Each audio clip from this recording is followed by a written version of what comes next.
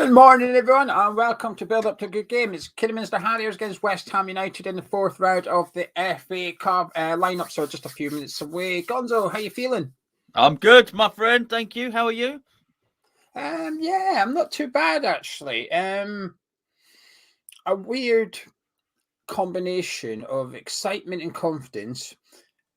Yet still nervous. I've still got that nervous thing about me. Some might say concitement. Is that a word? No, not really, but it's confidence and excitement, isn't it? I was hoping it was a word, and you've just educated me. No, you're on the wrong channel for that sort of thing. Yeah. Anyway, the lineups will be out in a couple of minutes. If the expected 11, if you like, it's a very experienced expected 11. No youngsters, as I believe. There's still a couple of players from the academy, but no youngsters in the starting 11. We'll get official confirmation in a few minutes. If there was one youngster, Gonzo, in the starting 11, who would you like to see? One youngster. We're not counting Ben Johnson, no? No, you know what I mean. No. Players that predominantly play for 123s this season. I'm going to choose two. I would either I know you asked for one, but we'll do two. And I would go with Ashby or young Perkins. Perkins, nah. See, I'm Orcoflex or Elise, actually. That's the two I'd like to see, I think. I think it's what determines for me is the route into the first team beyond this game. I think Orcoflex is one of those. Not so much Elise, but I'd probably say Ashby's the one behind him. But the problem for Ashby, he's got Sufal and Ben Johnson and Ryan Fredericks ahead of him in the pecking order. So there's almost too much players for his position. But I think Orcoflex is the one I'd like to see the most. Just so we can see him again. If he impresses Moyes, when we play Watford on Tuesday, if we need a goal, as it stands, he will turn to his experienced players, whether it's Vlasic or Fornals or Yarmolenko, he'll look at them. But if Orcoflex gets an opportunity today and does well, Tuesday, he might just turn to Orcoflex and go, actually, you did quite well on Saturday. I'm going to put you on instead. Oh, yeah, I don't believe it either, but... No, it's not that. It's not that. Okay, doesn't Orcoflex play predominantly on the left side of midfield? Left wing, yeah. He's like a left winger rather than like Sadio Mane, if you like. Yeah, I mean, Moyes has got a massive issue. If that happens and Orcoflex starts getting picked ahead of Vlasic, which is probably what would have to happen in that scenario, then Moyes has a bit of an issue, bearing in mind what he spent. What he spent. So I can't see it happening, really. I'd like to see him. I'd like to see him more off the bench than I would Yarmolenko off the bench. I know the other side and all the rest of it, but and certainly more than I'd like to see Masuaku playing at sort of left wing as he's sometimes shoehorned in there. So I'm not adverse to that at all, mate. Don't get me wrong. Well, you will probably already know if he's on the bench or not. So we'll find out, I guess. He's not in the starting 11. He's not in the starting 11, I will tell you that. But one of these two, I received something the other day. Gonzo knows what it is. Have a look at these bad boys, Gonzo. One of these will be playing today with the captain's armband on. There you go, Mr. Mark Noble. Yeah. And I've also got the latest edition of the captain's armband, Mr. Declan Rice as well. Two captain's armbands signed by our two captains, and we'll be giving them both away. What we will be doing, though, is giving one away to somebody who joins our Patreon in the next few days. We don't know when the deadline is yet, when we're going to cut off, because we're trying to get another item for a giveaway as well. So one will go to an existing patron that's joined prior to today, and one will go to a new patron, which joins from today onwards. So if you wish to support the channel, head to patreon.com/HammersChat. The link is in the description if you wish to support the channel. Unlock new content. Last night, myself and Gonzo did our all-day breakfast show ahead of today's game. After today's game, whether it be tomorrow or Monday, we'll have our player ratings about today's game. We'll have the Watford build-up as well. There are lots of content going up over on Patreon, including a new mini-series that myself and Gonzo recorded the other day. That will be going up later this week as well. You can support the channel from £3.50 per month. Or if you wish to join annually, you'll save a nice 10%. And doesn't matter what tier you join, you will access online discount to our store, which gives you discount forever. It's not a one-time code like you do with some other companies and stuff where you subscribe to the newsletter, you get 10% off code. None of that business. We give you a code. It lasts forever. As long as you're a patron, you save pennies. Anyway, and it's a bloody good shop as well. By the way, you forgot that bit. It's a bloody good shop. It really is. May I say, I think it's better than the official West Ham shop. But then again, I would say that, wouldn't I? Me too. Anyway, patreon.com/Hamstrat, link in description if you wish to support the channel. And someone's going to be winning those captain's armbands. Would you like to know the West Ham starting 11, my friend? I would love to know the West Ham starting 11, please. In goal, we've got Alphonse Areola. Right back, we've got Ryan Fredericks with a defensive pairing of Kurt Zouma and Issa Diop. Ben Johnson, left back, with a midfield pairing of Mark Noble and Alex Krau. And then you've got to decide yourself who is up front. But there's an attacking quartet of Vlasic, Benrahma, and then Bowen and Yarmolenko. So one of them will be on the right, the other one will be up front. I guess it's up to you to guess who's going to be the striker this afternoon. But there's the lineup, Gonzo, a very experienced team from David Moyes. It is an experienced team. That's not the team I was expecting, it has to be said. There's one name in there which I wish wasn't in many respects. And who do you think? Well, you're going to say Yarmolenko, but how were you not expecting Yarmolenko? I was expecting Yarmolenko. I wasn't wanting to see him. I just don't see the point. I really don't see the point in being there, particularly in a game like this. They're going to have lots of legs. Well, they'll have just as many legs as us, to be fair. They will have 22 legs, but and he has an equal amount of limbs as anybody else. It's taking a funny turn. But their legs are better than his legs. So his legs are going to be, a little bit knackered, running up and down the pitch. There's going to be all these busy Kidderminster kiddies running around, and they're going to run him ragged. I don't know. Look at him; he'll score a winner. Now I've said all that, but which I won't mind at all. I'm just surprised to see him in there. The rest I get. Give Dawson a little break ahead of the Tuesday game against. He's played for what? Yeah, of course, his former club Watford. Fredericks is not going to suffer the same leg problems as Yarmolenko because Fredericks' legs are fast legs, okay? But I just wonder what Moyes is thinking if I put Yarmolenko in. I would have much rather have seen someone like Okoflex in there. I just think that's a weird one. Zouma, I like that. Zouma's playing his preferred position, I'd imagine, on the right-hand side of defence, which is good. Krell, I totally get it. Noble, understand. Benrahma, back from African Cup of Nations, didn't feature anywhere near as much as he would have thought or would have hoped. Benrahma in the African Cup of Nations. Vlasic, I get it. Bowen up top, which is what it'll probably be. It all makes sense. Just the Yarmolenko one sort of stands out. Thinking, what's the point? I just don't get the point of it. I don't think his energy is going to be high enough for this game. I get it. I think Charlie made a good reasoning for starting Yarmolenko. Charlie wanted to see Yarmolenko start, and his reasoning was Kidderminster, if they are becoming difficult to break down for whatever reason, Yarmolenko is the one in our team that's most likely to be able to score from outside the box and stuff. And it's hard to disagree with that, really. So I sort of get. I would have liked to have seen a bit stronger in the centre of the park. I think Carl and Noble, they should be fine. I mean, let's go back to reality a minute here. It's Kidderminster Harriers, with the greatest respect to them, and I've got no doubt they'll be up for it. We've heard all week. I spoke to two Kidderminster Harriers fans. They're both saying the same thing, which is, one of them did. One of them made on that this game doesn't really matter and they care more about the league, which I get. But the other one was very much, no, the town is buzzing. The town's been buzzing all week for West Ham rocking up for here. People, since Tuesday, Wednesday, come Thursday, they can't sleep at night. The supporters are genuinely trembling with excitement for this game. So the fans will be up for it. Kidderminster will be up for it. I've got no doubt about that. But even with that, no, Cal should be fine, middle of the park. I would have just liked to have seen Declan start this game just for a statement piece from Moyes, I guess, just so that we do have complete control of this game. Not for leadership, because Noble brings that. You could argue that Noble's a better leader than Declan Rice. I would argue that all day long, but just in terms of quality. I did, for what it's worth, I did ask one of the Kidderminster fans what their pitch is like, the playing surface. This was all fair. I said, is it all bobbly? Like, he said, no. He said, we've got a really nice pitch. I think it's Wolves under 23s play there, so Wolves pay them for the playing surface. Okay. He says, so we've got like a Premier League standard pitch to some extent, because it's the under 23s for that Premier League team that use it week in, week out. He says, so we're funded by a Premier League team, and their groundsmen keep an eye on it as well and stuff. He says, so that's nice. I like that. Yeah, I think I quite there like should it be as more well. of Why that. There not? should be more of that going on. Yeah, helping out the lower league teams if they get a Premier League standard pitch. Brilliant. So we'll benefit from Wolves today, possibly. So we should. Cheers, Wolves. No, we should. They They beat us, so yeah.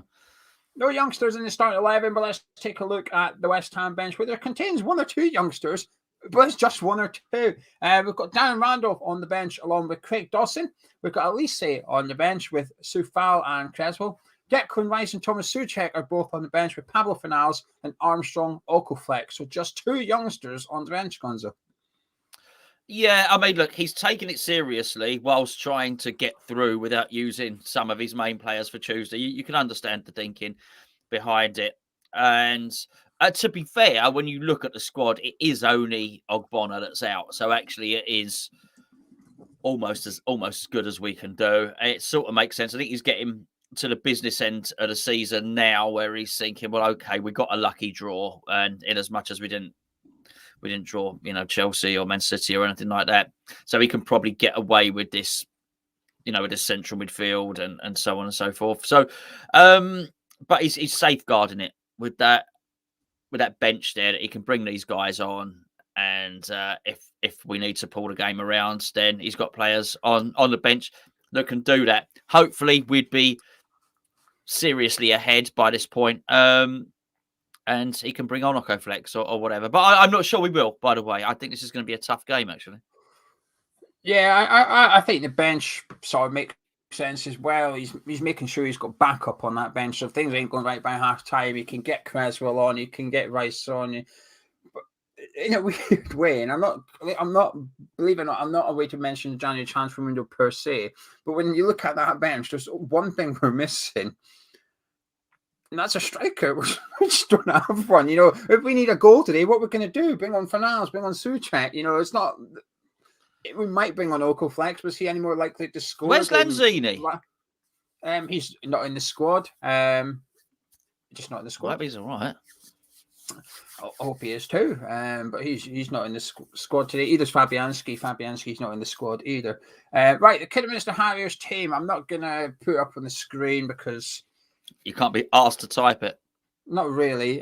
It's different because I don't know their players' names. So I'll look at the bench. I read the West Ham bench. I could get half the bench done without double checking, but I'd have to check every single player when I'm typing it. Anyway, here's the Kidderminster Harriers team for what it's worth. Luke Simpson is in goal. I don't really know.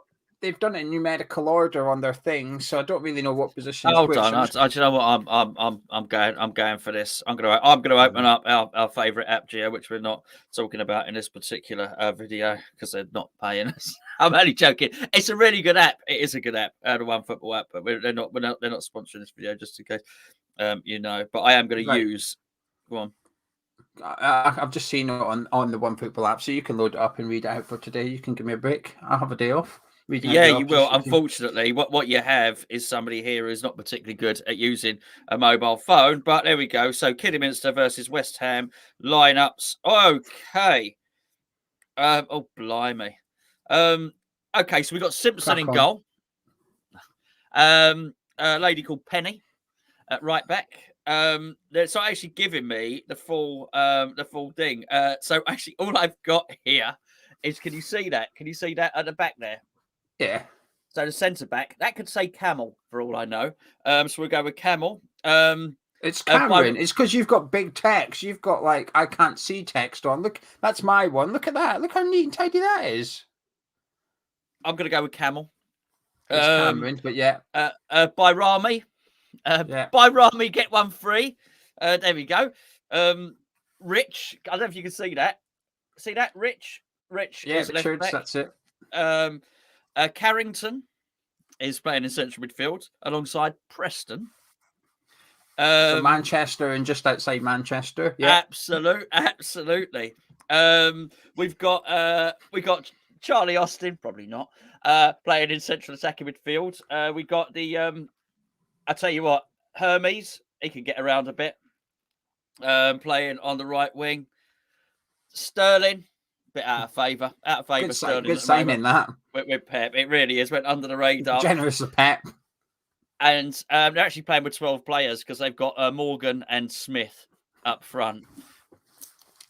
Just for West Ham fans to note, Sterling James, the left winger, is the one that has that can smack a free kick. We're told by the Kidderminster fans are keen to tell us that both Kidderminster fans I spoke to said this guy could hit a free kick. He said if they get a free kick 30 yards out, he will shoot at goals. And he says the key. He got one in the last game, didn't he? Yeah, and apparently played very well against Reading. So yes.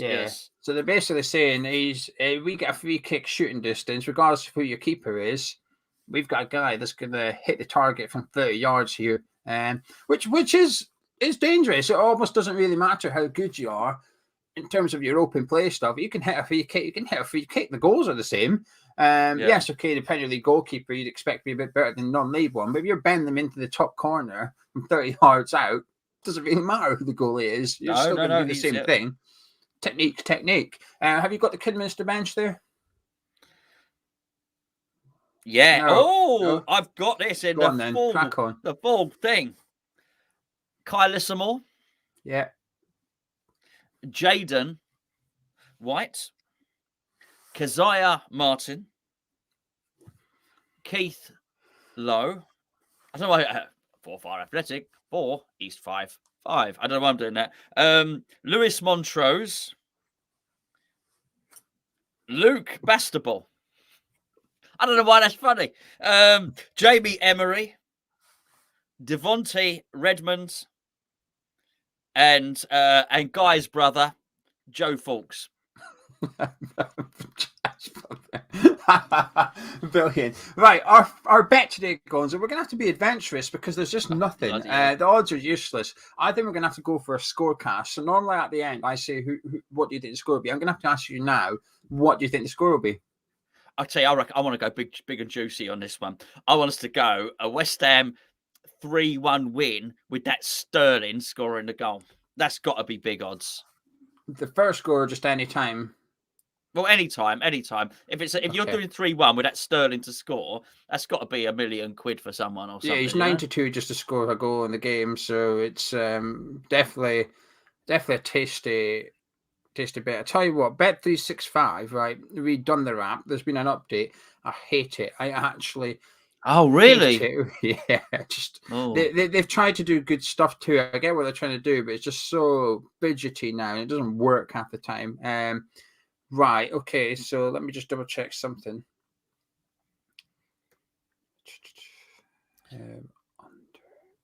Yeah, I think that's got to be it. I definitely feel in the 3-1 win with the that's what I said. With the Sterling curling one. 230 quid. The Sterling curling won him.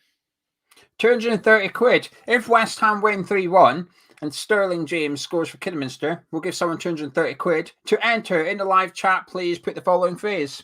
Oh, we'll go with Sterling curling. I like that. Sterling curling. Right, there you go. Yeah. Sterling curling in the live chat, and you'll be entered into the draw if we win. If West Ham win 3-1 and Sterling James scores for Kidderminster, we'll give someone 230 quid. Get it into the Come live on, chat Sterling now. James. Come on, West Ham. Right. How are you feeling? You've seen the teams. Your confidence still untouched. Yeah, I think it'll be a close game. I don't mean that as a 3-1. Exactly. Thank you, Kaiser. I still think it'll be a close game. I think they'll be high energy. I think they're not going to be a bully boy team. They've got a nice pitch, kindly donated by Wolverhampton Wanderers. They've clearly got some players who have got some good technique as well. And I think they'll have high energy. It's a big day for the town. I love these. You know, these big events are really important. You know, I've seen it. I've seen it myself. I used to live in a town called Wimborne, and Wimborne got to the FA Vars final, and what it did for the town. I mean, everyone started talking about. Funny enough, I've lived everywhere. I also used to live in Sutton, and Sutton beat Coventry in the FA Cup years ago, and it was. You know, these things are massive for local areas and stuff like that. So it really is a big event. It's honestly party time. There'll be parties tonight, drinks tonight, there'll be dinners, there'll be everything. The whole thing will be centered around this game of Kidderminster drawing a team in the FA Cup. And make no mistake about it. they'll be pleased with a team like West Ham, you know, rather than Man City or whatever. Because I do wonder if Kidderminster are a little bit disappointed with the West Ham team, because they possibly wanted to see Declan Rice and Mikel Antonio. Obviously, they can't see Mikel Antonio for obvious reasons, but do you know what I mean? Maybe they. But you know what? To see players like Kurt Zuma, to see a wonderfully skillful, talented player like Ben Rama, to see Bowen, who's one of the best players in the league at the moment. Hey, Bowen used to play for their rivals, Hereford. Oh, so really? They were saying don't be surprised Bowen gets a few boos today, actually, because this is like somebody that turned. Is that where his granddad's potato field is up there? It must be. They might throw rotten old potatoes at him and stuff. I don't encourage that, by the way. But yeah, it's party time in Kidderminster. They might just get carried away. I think it's a really great occasion. You know, I hope everybody has a fantastic day, and I hope we win. And really, it's as simple as that. But I confident. I think so. Yeah, I should be. He's got the substitutes there to make it a little bit more competitive. He needs to. Wayne, just confirming what you're saying. Video with their manager, James O'Brien, saying that this match will ensure their finances for the next 2 years. It's remarkable. I like stuff like this. I used to live in a town in northeast of Scotland called Inverurie, which is about 20 miles west of Aberdeen, and they have their team play in the Highland League, so it's like equivalent non-league Scottish football, I guess. And they drew Motherwell in the Scottish Cup, and about 2 weeks even before the game, there was bunting up in the streets. All the shops, which are independent little greengrocers and stuff, they had like the Inverurie colours up, and the greengrocer was only having Inverurie locals playing red and black, so they were only trying to put red and black products in the window and stuff for 2 weeks or something. This went on, and front page of the newspaper with team news 2 weeks in the build-up and stuff. Like, he scored last night. He might start against Motherwell in 2 weeks' time. I mean, end up getting smacked, but that 2 weeks was just pure excitement. It just gave people something to look forward to, kind of thing. How many people would go to an Inverurie game? About 500. Is Balamory a real place? Out. Yeah. Oh, have they got a football team? I don't know. Couldn't tell you. Then you know, the Inverurie Balamory derby is a fierce. Oh, it's a fierce one. Honestly, that's like Archie. Classico. Archie turns into a hooligan. Classico. Oh, serious that. Archie gets out that pink castle of his and turns into a hooligan. Goes mad for it. He's got the flair. Yeah. He brings the pyro and everything. He's up for it. So everybody just saying the same thing. I'm feeling good about today's game. It's hard not to be. I get why Moyes has picked the team he's picked. If we lose somehow, if we lose today's game, obviously it'll be a case of, well, you didn't pick the correct team, David. You took it lightly. You didn't put the first team out, but that team's got to be winning today. There's no excuses. If we turn up with the right attitude, we win today's game. There's no doubt about it. I'm feeling confident. I'm feeling good. I hope we get a couple of goals in the first half, which just takes the pressure off, and that we can get Okoflex onto the pitch. He's the one I want to see come on. And in a way, it's a pity we don't have more youngsters on the bench, just in case we did take a strong commanding league. There's only 2 guys we can bring on. And changing the centre-back is quite a rare thing to do. You tend not to touch the centre-back thing. So we've only really got Okoflex to take on, which is a bit rare. And if you want to do any other subs, you're bringing on Rice and Souček, which ideally, you either play them from the start or you don't play them at all, really. In my opinion, you don't bring them on when you're a few goals up. But like when we played Genk in the Europa League, we're bringing on Ben Rama. I was like, well, what's the point? You're 3-0 up with 10 to go. Get the young lads on. There's no benefit to us seeing Ben Rama. So, yeah, feeling confident. Hard not to. BBC are hoping for an upset. They've got us live on the telly. They got their FA Cup stuff last night with Borough beating Man U at Old Trafford. So the BBC, ITV already won up on BBC for the FA Cup games. So they're hoping for an upset today, or at least a clincher. Speaking of BBC, you were in their advert, Gonzo. For this game, you were in the advert. I wasn't I? Yes, yeah. They let me know on the WhatsApp addicts. I was. Yeah, I will never. It will never leave me. That one. I think that's it. I think I am the El Massive. I like that. Yeah, I think I'm the face of sorrow associated with a West Ham Cup upset. I'm that sort of glum, depressed face that's going to be wheeled out of me in a state of shock and depression, which is a nice thing for me, I think. What was I going to say? So England-Scotland test match rugby today, by the way, just in case you didn't know. That's also on the BBC later. Big game. Calcutta Cup. I'm aware of that, but it's not really. This is the football channel. I'm just saying. I'm sure. A corner saying that the Kidderminster call it El Masivo. Good. For context, by the way, after Kidderminster beat Reading in the FA Cup, in the changing rooms, the Kidderminster players were all singing "KIDDHU are massive." Just like we West Ham fans sing it.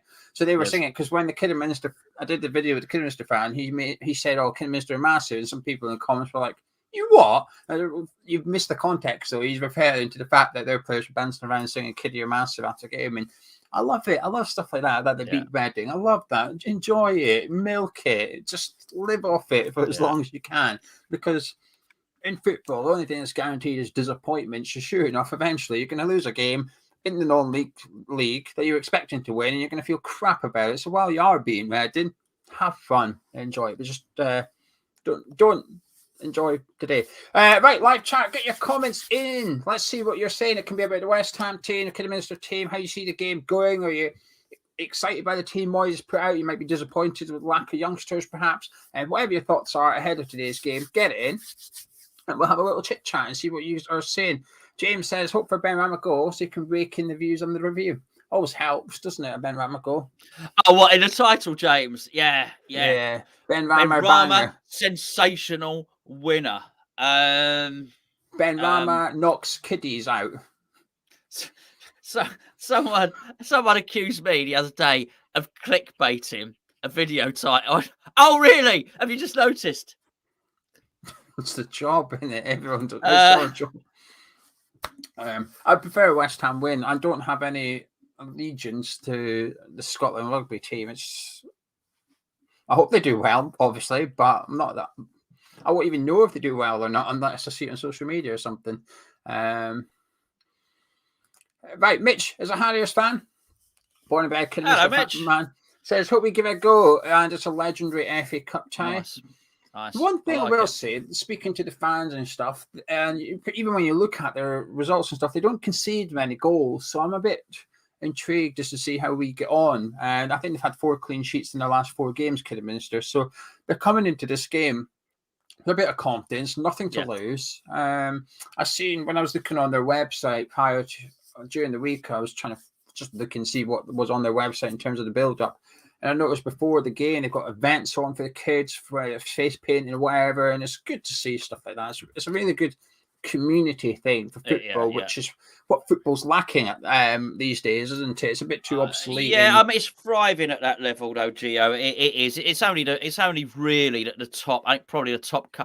It's not just the top division. Maybe the championship, with the championship clubs that are chasing, that want to be in the Premier League, like a West Brom. I'm not saying West Brom are not a family club, but you get what I mean. Actually, the lower down you go, it's absolutely full of it, absolutely thriving. Aldershot, who are not far from here, they do a great job, a really, really great job of getting the community involved. And it's actually littered. It's one thing in this country we do so well. And people talk about the 92 teams in the pyramid. It stretches far beyond that. And I've seen them, people have such an affinity to their football clubs, and their local teams. They really do. There's so many people that will obviously have a big team that they'll not just watch on telly, but go and see, but then they'll go and visit, and watch their local team and just go and get a cup of tea and stand on the sidelines. It's a wonderful thing, and it is really community building, actually. Scott says, good morning, Hammers. Really looking forward to the match, and a few years I would be watching it behind the sofa. A few years ago I'd watch it behind the sofa, but today's looking forward to it. Taz says, I like that. Someone stole his sofa. Yeah, someone's pinched it. Wonder why he's watching it from behind today. Sitting on the floor. Hopefully no one's pinched his telly, otherwise he's not getting to watch it on the BBC iPlayer on his phone. Yeah. Damn, the rugby's on. Taz says, I like that lineup. Carl, Fredericks and Johnson. This is where we find out if we have a second team within the squad. Not sure I subscribe to that idea. I kind of get what you're saying, but the reality is we're playing Kidderminster Harriers. With the greatest of respect to them, this is not a fair barometer. We played Europa League games, and some people, not myself, But some people felt that Diop and Dawson established a partnership and were tested adequately in the Europa League to show that they're good enough for the Premier League as a pairing. We couldn't even use that as evidence for the Premier League. There's no way we can use this game as evidence for the Premier League. Ralph says, peeved with the lack of youngsters, but someone was saying that under 23s play Man United, so I guess that's important too. I guess so. Yeah, it might be important to them, important to the Yeah, but I wouldn't want that to take precedence. If David Moyes felt that he needed youngsters in this game, I'm sorry, West Ham versus Man U under 23 is not as important as this game, but maybe a bit. I'm saying nothing for a certain reason. You know the reason if you think about it. Yes, I do know the reason. Yes, I'm not going to say anything. You'll find out why I'm not saying anything. I am not saying anything about that because because you're not saying anything. You're not saying. It's my opinion about under 23 football being more or less important. It's nothing to do with Geo's opinion. No. Anyway. Chris says this is a typical Moyes team to get the job done. He's keeping up with his taking every game seriously comment. I think that's fair. Yeah. He is, and he does. But he is trying to rest for Tuesday. That's clear. Mark says Kidderminster must have mixed feelings that Moyes has shown them a high level of respect for this game. Paul says 0-0 half time, 2-0 full time. Zuma and Noble. Buster says good that Moyes has taken this seriously, but never underestimate these lower league teams in the great FA Cup. Plus, they are at home. Right, yeah, absolutely, Buster. What Moyes was at pains to say was and I was pleased to hear this, he's actually had Kidderminster watch twice. Right? So he is. He's sent the scouts there. James is off to see his local team Chester today after the game, who are in the same league as Kidderminster. Good for you, man. Good for you. Peter says, hope we play better than we did against Stockport last season. Let's see what you're all saying. D-Up selection is bang on for confidence next to Kurt Zuma. Hammer Legend says, nice to see Crowell getting a game. Moyes mentioned Crowell in his press conference, so hopefully we may see him a bit more in the second half of the season. He was quite encouraging towards Crowell, wasn't he, Moyes? He was very insinuating that he does have a role. He's just not had an opportunity to play him yet, if you like. Yeah, I think so. But I think Moyes knows the value of that anyway. He's ultra cautious. And I heard what he said, that, Crowell was unlucky and had COVID when we were entered a period of fixture congestion. And he was absolutely right about that. But I am not convinced that even if he hadn't had COVID, that Moyes would have used him during that, by the way. But I understand Moyes said the words, but I'm yet to be convinced on that. Fact says Moyes cannot make any excuses when he has no one off the bench to win it in the next game. I assume he's referring to the transfer window rather than today's team. Yeah, I think so. DJ, don't stop. I like that name. Nice logo. What's that logo there? That's a funky old logo. He thinks you've been in the middle. Who do you think is going? Who would you like to see up front out of Bowen and Yarmolenko? By the way, a Bowen. It has to be, doesn't it? If Moyes is going to say that's my backup striker, then you've got to stick him up front and have a look at him. I think the worrying thing is that Yarmolenko's a backup to Bowen, so Antonio can't play and Bowen goes up front. It's possible that Yarmolenko then comes in on the right to replace Bowen, which is we need someone. We need someone that can run up there, really. And Bowen will be busy enough, and Bowen will have a trick or two. And look, they're good. They're clearly a decent team at their level, one of the best teams at their level, actually. But Bowen will have a couple of tricks that their centre halves won't have seen before. So I think that's really important. He's got the mobility to pester them as well. Yarmolenko should have tricks that they haven't seen before, and I'm sure he does. But you've got to be busy as well. Corky says, thought I'd be waking up to news that the local Kidderminster farmer, after a drunken night out, gave his tractor a test drive to rough up the pitch. We will be comfortable today. A strong lineup. I don't mind, not necessarily against West Ham, but in other games, I don't mind when teams are a little bit naughty and they try and do something to give themselves an advantage. Or, it's more in the foreign games and stuff. You'll hear that, Liverpool are playing Sevilla away. And the night before the game, Sevilla fans are outside the Liverpool team hotel at 3 a.m. banging out fireworks and stuff. I quite like stuff like that. I'm like, Geo, this is sport. This is sport, and it's home advantage. Look, when England go and play in cricket over in India, they will make sure that the pitch is really dusty and turns up, because it'll they got better spin bowlers than we have, and it suits them. You see it in boxing. You know, Klitschko used to like a slightly smaller ring, if you pardon the expression. That's not good, is it? Because he used to lead on his opponents. There's lots and lots of stuff like that in terms of pitches and home advantage, and lots of things that people will do just to make it a little bit more difficult for the opposition. I don't have a problem with it. At West Ham, Allardyce used to let the grass grow a little bit longer, so when Chelsea rock up, it's unlucky. The grass isn't quite the length that you'd like at Stamford Bridge. So watching the team under Allardyce was like watching grass grow, to be perfectly honest with you. Helen says, am I the only one nervous? Do you have any nerves about you? Helen, I don't think you're the only one that's nervous, no. But I'm not nervous. I am. I've got a smidgen of it, not loads, but I've got a little bit of just. If we score the first goal of the game, I'll be fine from then on. While it's 0-0, I will have nerves about me. I just will. It's just West Hamitis, as we call it, isn't it? Like I said, it's the last few years we've been beaten by Oxford and Wimbledon and stuff, so it's not unusual for us to be the team that's on the back pages after an FA Cup round, because we've been beaten by team 2 or 3 divisions below them and stuff. Freddie says Bowen can score 2 in 45, while Clayton hopes that Vlasic is playing central and not out wide. Rob is also nervous. He's replying to Helen. Scott said he's got a man cave with 1 chair, a beer fridge, and a telly. Are you sure that's not a kitchen, Scott?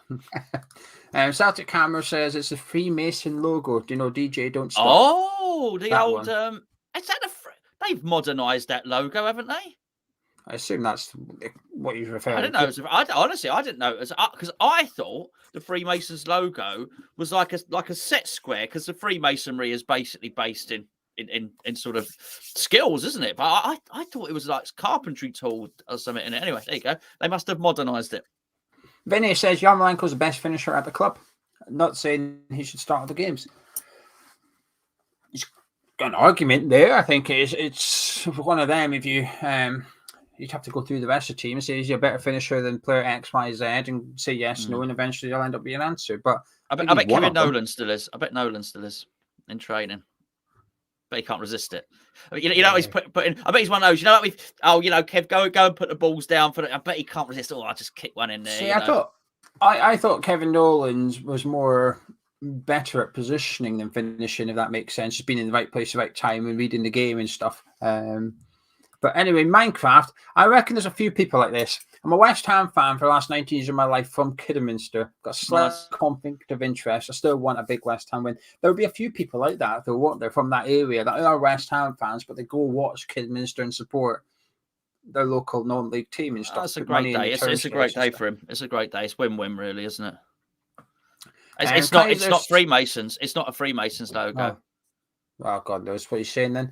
It's a DNS. I don't know what DNS is. Sorry, it's a DNS. Clayton doesn't like the idea of Yarmolenko and Fredericks on the right. And Taz says Moyes said Krausen up to speed. So do you think he's giving him time against Kidderminster just to give him some time? No, I just don't think he fancies him. Clayton saying he agrees that Yarmolenko's finished. So do I. John can't wait to see how Aquaflex does.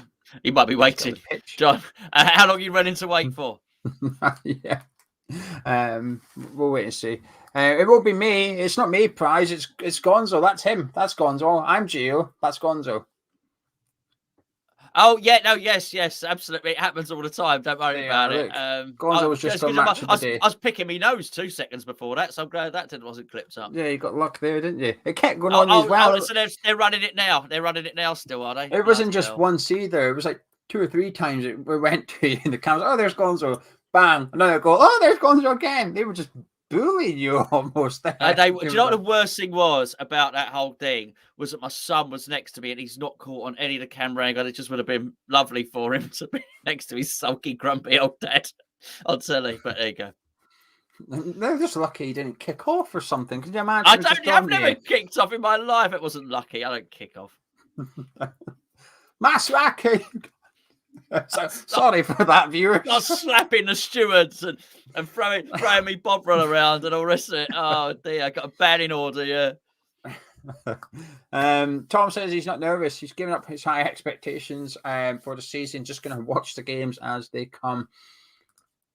Michael's on stage at 3, so he's chuffed with the 12:30 kickoff. Normally, I have to miss the 3 o'clock games, finish work, and then listen to our review. So he's on stage at 3. What are you doing? What are you doing at 3? Tell us. He's a singer. Yeah, no, but where's he playing and stuff? He's in Tenerife. I don't know.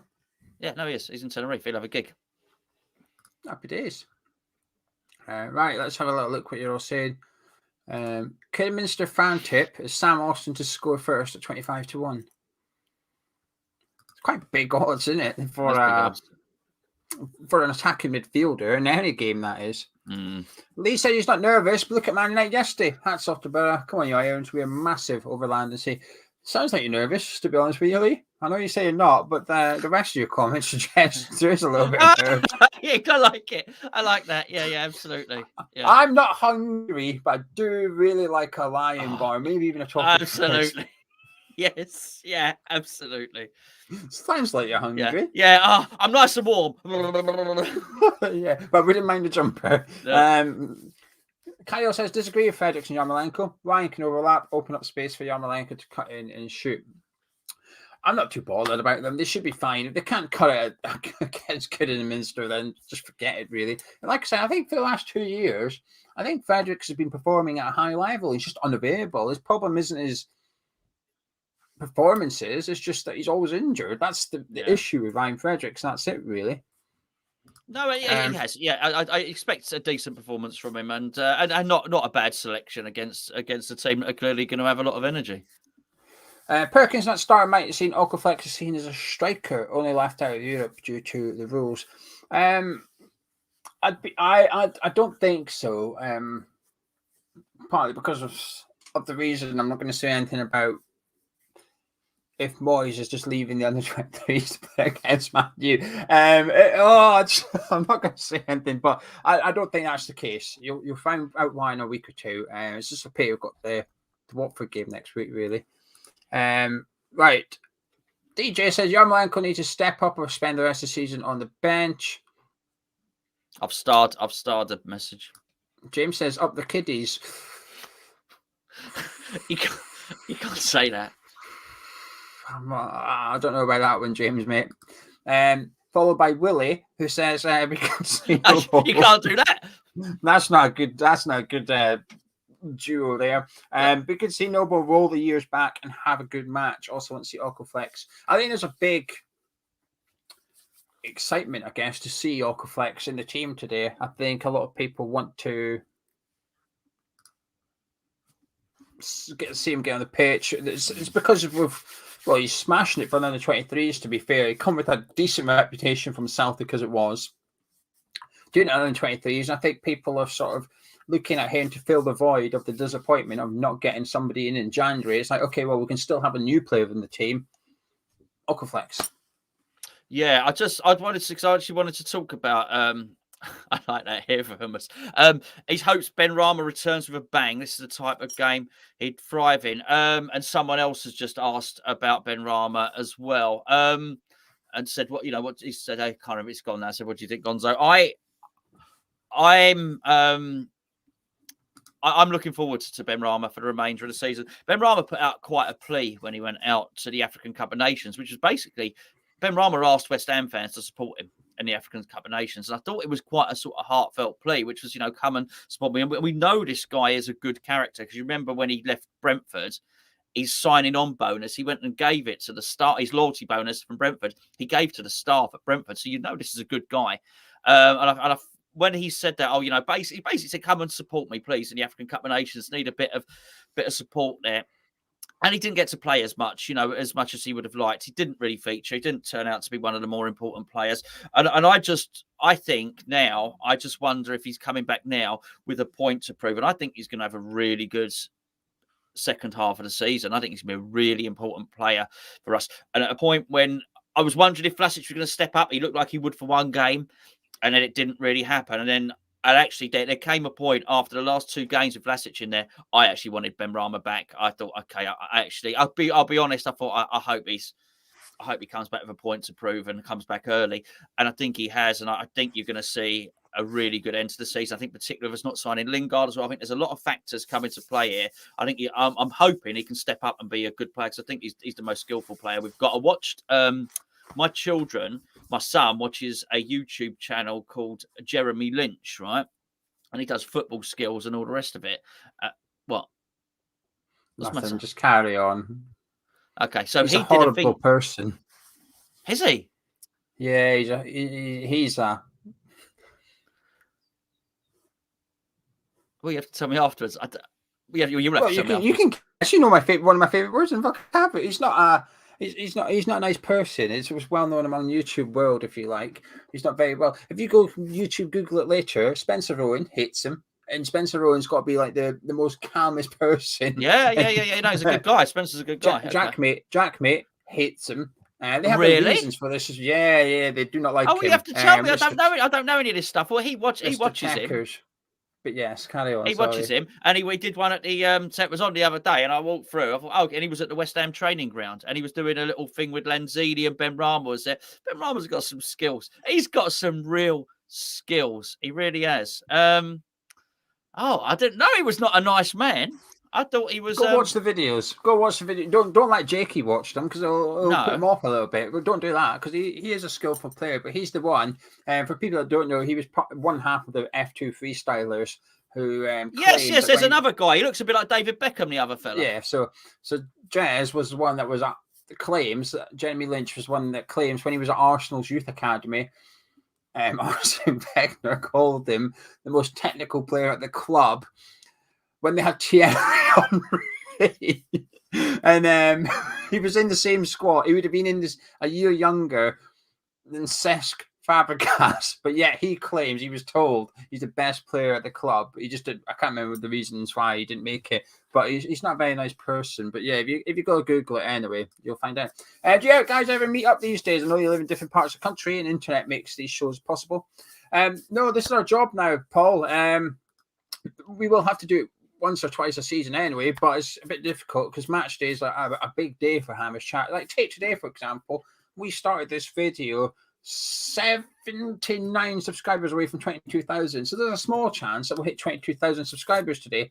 We wouldn't be able to do it if we didn't do all these videos and stuff. So it's too important. Match day is too important for Hamish Chat. That's why we have to coordinate who's going to what games when we go to games and stuff. So I had to phone Gonzo yesterday and ask permission to go to the Wolves game at the London Stadium. He actually did. In a couple of weeks and stuff. And if Gonzo goes to the game, he's got to ring me and say, do you mind if I go? Can you do the videos? Yep, no problem, kind of thing. So now that this is our job, it has changed things a little bit. But we'll certainly meet up. Yeah, for sure. At some point this season. It's probably the Man City one, the last home game of the season. We'll have to do one where you come down here and we'll do one together in here and pizzas and shenanigans in the garden and whatnot. Not those sort of shenanigans, obviously. I'm done. What have I missed? Remember the comment. Remember the comment.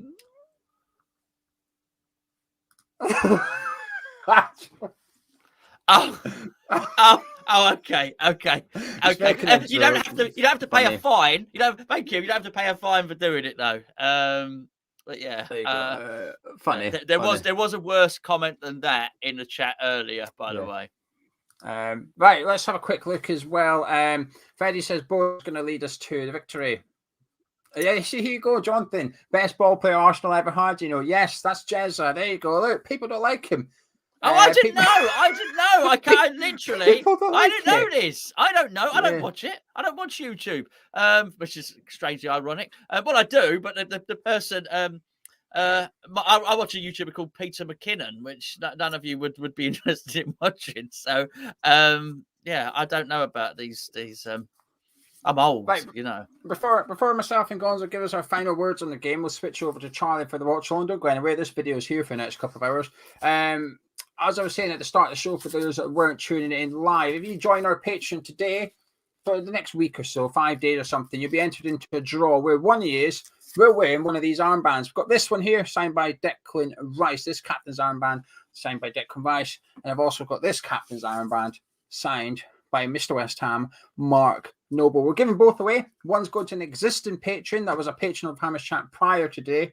And one will be going to somebody that joins Patreon between now and the next 5 days as well. The link's in the description, patreon.com/Hammers Chat. From £3.50 per month, you can join up, support the channel, and unlock new content, as well as perks, including online store discount and ticket giveaways, which we do regularly as well. Massive thank you to everybody that's joined up to support the channel. Gonzo, final words from yourself, please, about today's game.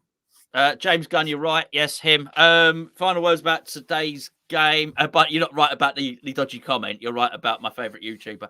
I did like, so Doug put up there somewhere. I don't know Jezza. I don't know Jezza is, but I don't like him.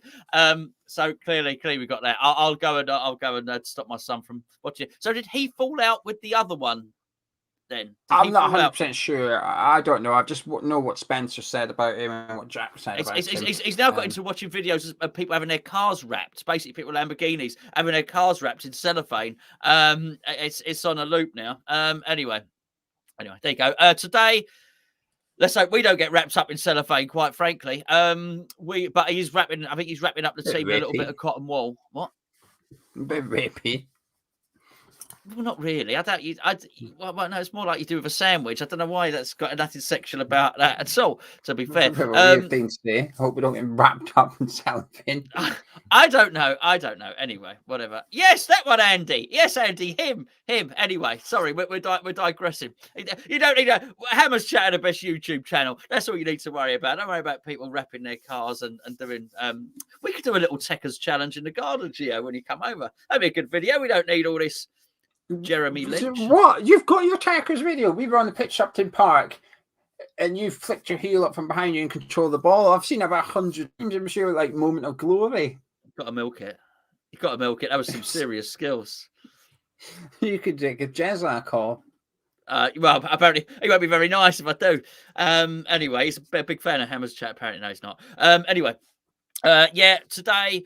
I'm just looking forward to it, mate. It's nice to get the football back up and running. We've got a half decent team out there. He's got players on the bench to impact the game.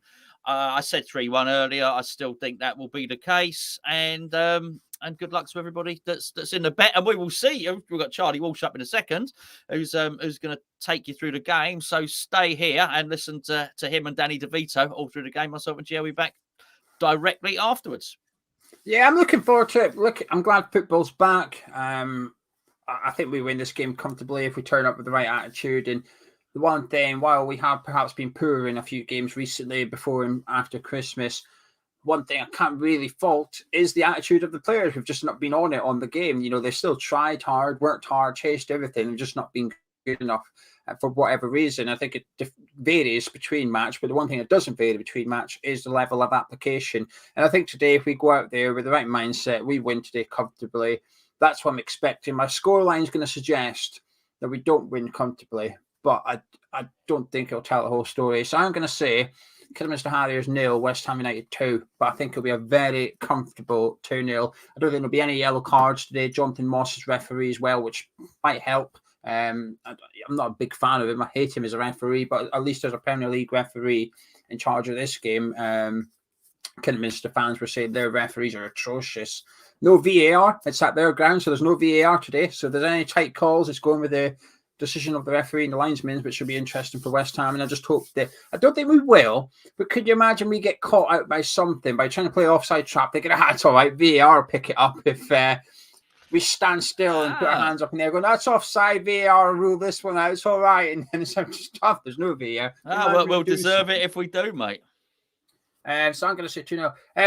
In the live chat, everybody get your score predictions. And while you're doing that, myself and Gonzo do disappear. So it's time for this, man. How you doing, Walsh? I'm good. Have you got a cup of soup? No, it's a cup of tea. But I've just realised I just couldn't be asked to take the spoon out. I've just realised I am in full merch. I am like Jeremy Swaz Lynch, but with F2 and stuff instead of Hammers Chat. Much better, obviously. Get on that, and not Rascal, whatever it's called. Do you know the secret about him as well? Oh yeah, he's difficult to work with. You see, he comes across as very pleasant. Mind you, to be fair, so do you, Charlie. We all know what you like when the camera stops rolling. A diva. A diva. Oh, demands. All the demands. What do they call it? We got a list of stuff. A rider. I think they call it a rider. Oh, Charlie's rider. I turn up at the boat, so I'm like, there needs to be 15 cans of Coke, otherwise I'm going to kick off. Yeah, it's a problem. Yeah. It's a problem. Two dolly birds. Not right, yeah, no, everything Geo said is true, by the way. He's very... Yeah, he's just not very well. Geo's get it done. Let's get out of here. Yeah, the kickoff's in 10 minutes. I need to get downstairs and get comfy. We're going to leave you in the hands of the capable hands of Charlie Walsh, who's going to go through your score prediction and have an interactive watch along with him. Myself and Gonzo, though, we're going to disappear. Thank you, Geo. Thank you, Gonzo. And thank you very much to Stuart Morris Accountants, your accounting professionals. I'll tell you what, if you want to learn how to do maths, don't bother. Just get them to do it for you. I cannot stress to you how much easier in life it is if you do it that way around. And you should just get them to do it. Based in Ilford, West Ham fan, hooked us up, runs it. That's why they're here. That's why they make it possible. Thank you very much to them. And thank you very much to everyone for joining. However, first of all, I believe someone just, yeah. He got a bit bossy. I felt he got a bit bossy then. He wanted to end. I wasn't ready to go. I wasn't ready to go. Do you know what I mean? What's going on? No, I'm good. Thank you for holding the fort down. Very brief. I've been working the Olympics, as you know, this morning. So I've literally finished my 8-hour shift and gone straight onto this. So, peak performance, Gonzo is what I'm going to say. Yeah, you're in the zone. I'm in the zone. Yeah, he's just apparently he's very difficult to work with. Not Geo, Swaz, Jeremy Lynch. Okay. Apparently he's very difficult to work with. You should watch that Spencer video. Spencer does there's like a... So what, does Spencer done a video why I hate Jeremy Lynch or something?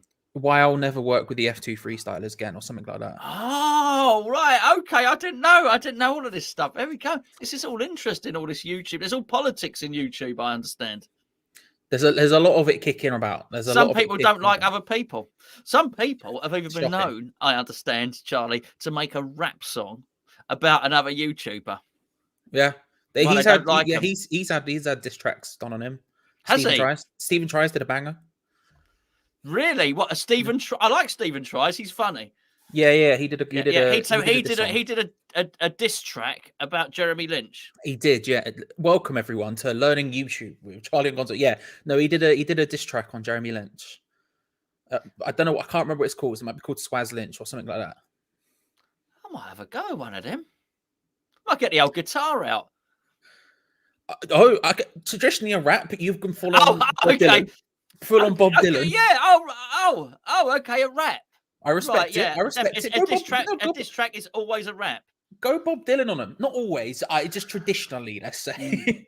But I like the Bob Dylan approach. I think, and the videos are shit and all that. Yeah, I like it. Yeah, nice. The long candle in the wind kind of. Yeah, absolutely. It seems to me you should have had less subscribers than you really do. Yeah, it would be a great lyric. Yeah. Crazy Cam. Yeah, I think Jack Mate talks about. He's also done a podcast talking about. Has he? Yeah, and Jack's done a video as well, which again might be called like Jeremy Swaz Lynch or something. And he's done an episode of his podcast speaking about it. Swaz is his nickname. Swaz is his nickname. Well, it's not his nickname. It's just they like to say Swaz Techers. What does Swaz mean? It's not like Waz, is it? Because that's like that. You put a bit of Swaz on it. You know what I mean? Just put a bit of Swaz on it. You know what Waz means, don't you? It's weird, isn't it? I don't know if it was. Yeah. I don't know what I felt weird saying it like that out loud. Yeah. His Batman song. Yeah. Oh my god, you don't know about his Batman song. Oh my god, Gonzo. Who's Batman song? I got a Batman pinball machine. Swaz Lynch. He did a I don't care about your past or your history. He did a rap song about his him and his girlfriend. But he's wearing like a Batman outfit while doing it, while taking himself way too seriously. Really? Did he say, you can be my Batman and I'll be your throbbing? No, it was... no. Oh, he should have done. I would have gone with that. I can't remember if there's any Batman references in it. But it was like, I don't care about your past or your history. Something when you're with me. Can you tell me the login code to your phone because it's a mystery? Yeah, I like it. I've got 2-factor authentication and I can't get in. Yeah. Yeah. Yeah. And by the way, tomorrow's Thursday, and that's the day to take out the wheelie bin. It's a great song. No, Great mate, I'm song. I'm freestyling it. I'm Functional. freestyling. And Peach is in there. He appreciates it. Peach is like, get Gonzo on the track. See what I mean? He wants it. Definitely. He wants it. Peach wants it. Subscribe to West Ham Wandom, by the way, if you haven't already. Peach out here, hardest smoking one on YouTube. No, there you go. No others. But yeah, This is it.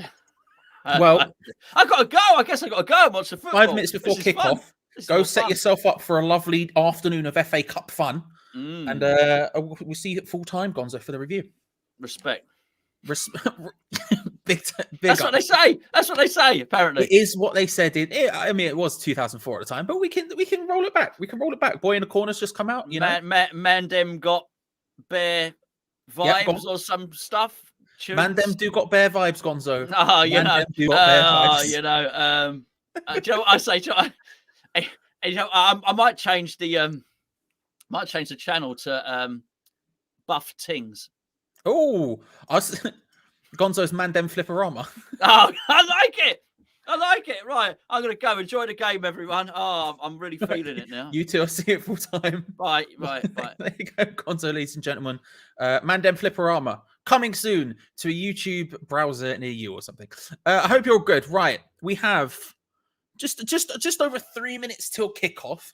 I will, of course, be slightly behind as per usual. I have the timer, which will tell you exactly how far behind I am. It is live today on the BBC, so very exciting. So if you have a VPN, if you're outside the UK, or you just live in the UK, iPlayer, mate. It's a beautiful thing. You can watch it there. If you can't, however, for whatever reason, click on that. If you don't pay your TV license or whatever, then there are ways in which you can find it. Have a cheeky gander in the description below. There's a bit called Join Our Discord. If you click on that and then scroll down on the left-hand side, there is a bit on there called Streamlinks. I was about to say West Ham Clips. Called Streamlinks. Click on that. You'll probably find what you're looking for. We're about to have the teams walk out. I haven't actually seen the teams fully yet, so we'll go through that in a second. However, while I do that, I want you all to lob in your score predictions now. Good to see you. I'm all right. Like I said, I've just finished my 8-hour shift, so I'm a bit weary, but you know, we're here. Chuck, good to see you. Wayne, good to see you. I went like that. Wayne, good to see you. You're sticking with the baby bells today. I do have some in the fridge if necessary, but I'm hoping we don't need them. Lob your score predictions in chat while I very, very quickly go through the teams and find out who is actually playing for West Ham United today. West Ham lineup as such: Areola in goal, Frederick Zuma, Diop Johnson, okay, Noble Crowell, okay, Vlasic, Benrahma, Bowen, Yarmolenko. Right, I suspect Bowen would be the boy up front. He's the backup, as Moy said, I suspect. But all right, that's stronger than I was expecting. It's both stronger and weaker. I don't know how you... Do you know what I mean? No youth players, but also not... I don't know. The bench is Randolph Dawson, Elise, Kufal, Cresswell, Rice, Souček, Fornals, Okaflex. Good to see us having attacking options. Oh, wait. We didn't include any. Fornals and Okaflex. Look, if Okaflex gets...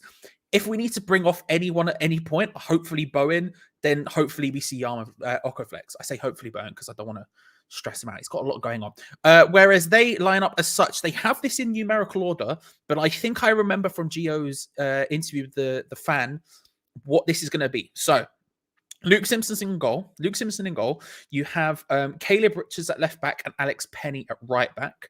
You have the centre back pairing of Cameron and Bajrami. Cameron and Bajrami, yep. You then have a double pivot, so they play 4-2-3-1. You have a double pivot of Carrington and Preston. Preston, someone I don't know anything about, but Preston.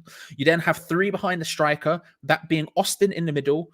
On the right-hand side, I believe it is... On the right-hand side, it's... Morgan Smith, maybe? On the left is Sterling. No, up front is Morgan Smith. Hemmings is on the right. There you go, ladies and gentlemen. With the bench of KIDWHU, Lewis Montrose, Joe Folks, Keza Martin, who was predicted to start today, Kyle Lissimore, Jaden White, Jamie Emery, Luke Bastable, and Devontae Redmond. There you go, ladies and gentlemen. Those are the lineups. Let's see how confident you are. I can't lie to you. I'm very confident about this one. I'm saying an 8.5. I'm saying an 8.5 in confidence. But let's have a look at the score predictions and see where you're vibing. Keo's coming straight in with a 5-0 big plays. I don't actually know, Todd. That's the worst part about it. I literally do not know. And it's hung up in the back post. Big man coming through, John Hugh. You know what I mean? You know what I mean? One more for the time. For the clout. There we go.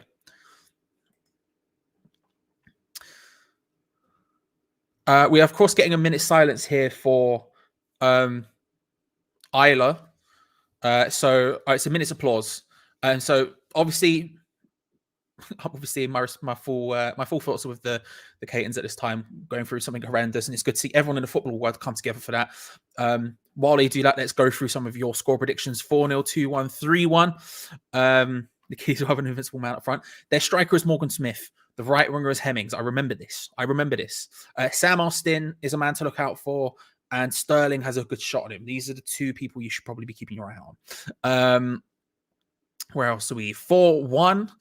3-2, 4-0. Bowen hat trick, very confident. Score prediction 2-0 with Ariola and Charlie Walsh. Influential performance. Thank you very much. I'm just an inspirational guy, influential guy. You know what I mean? 5-1, 5-0. Very important to know. I'm not watching. Just have to bother to.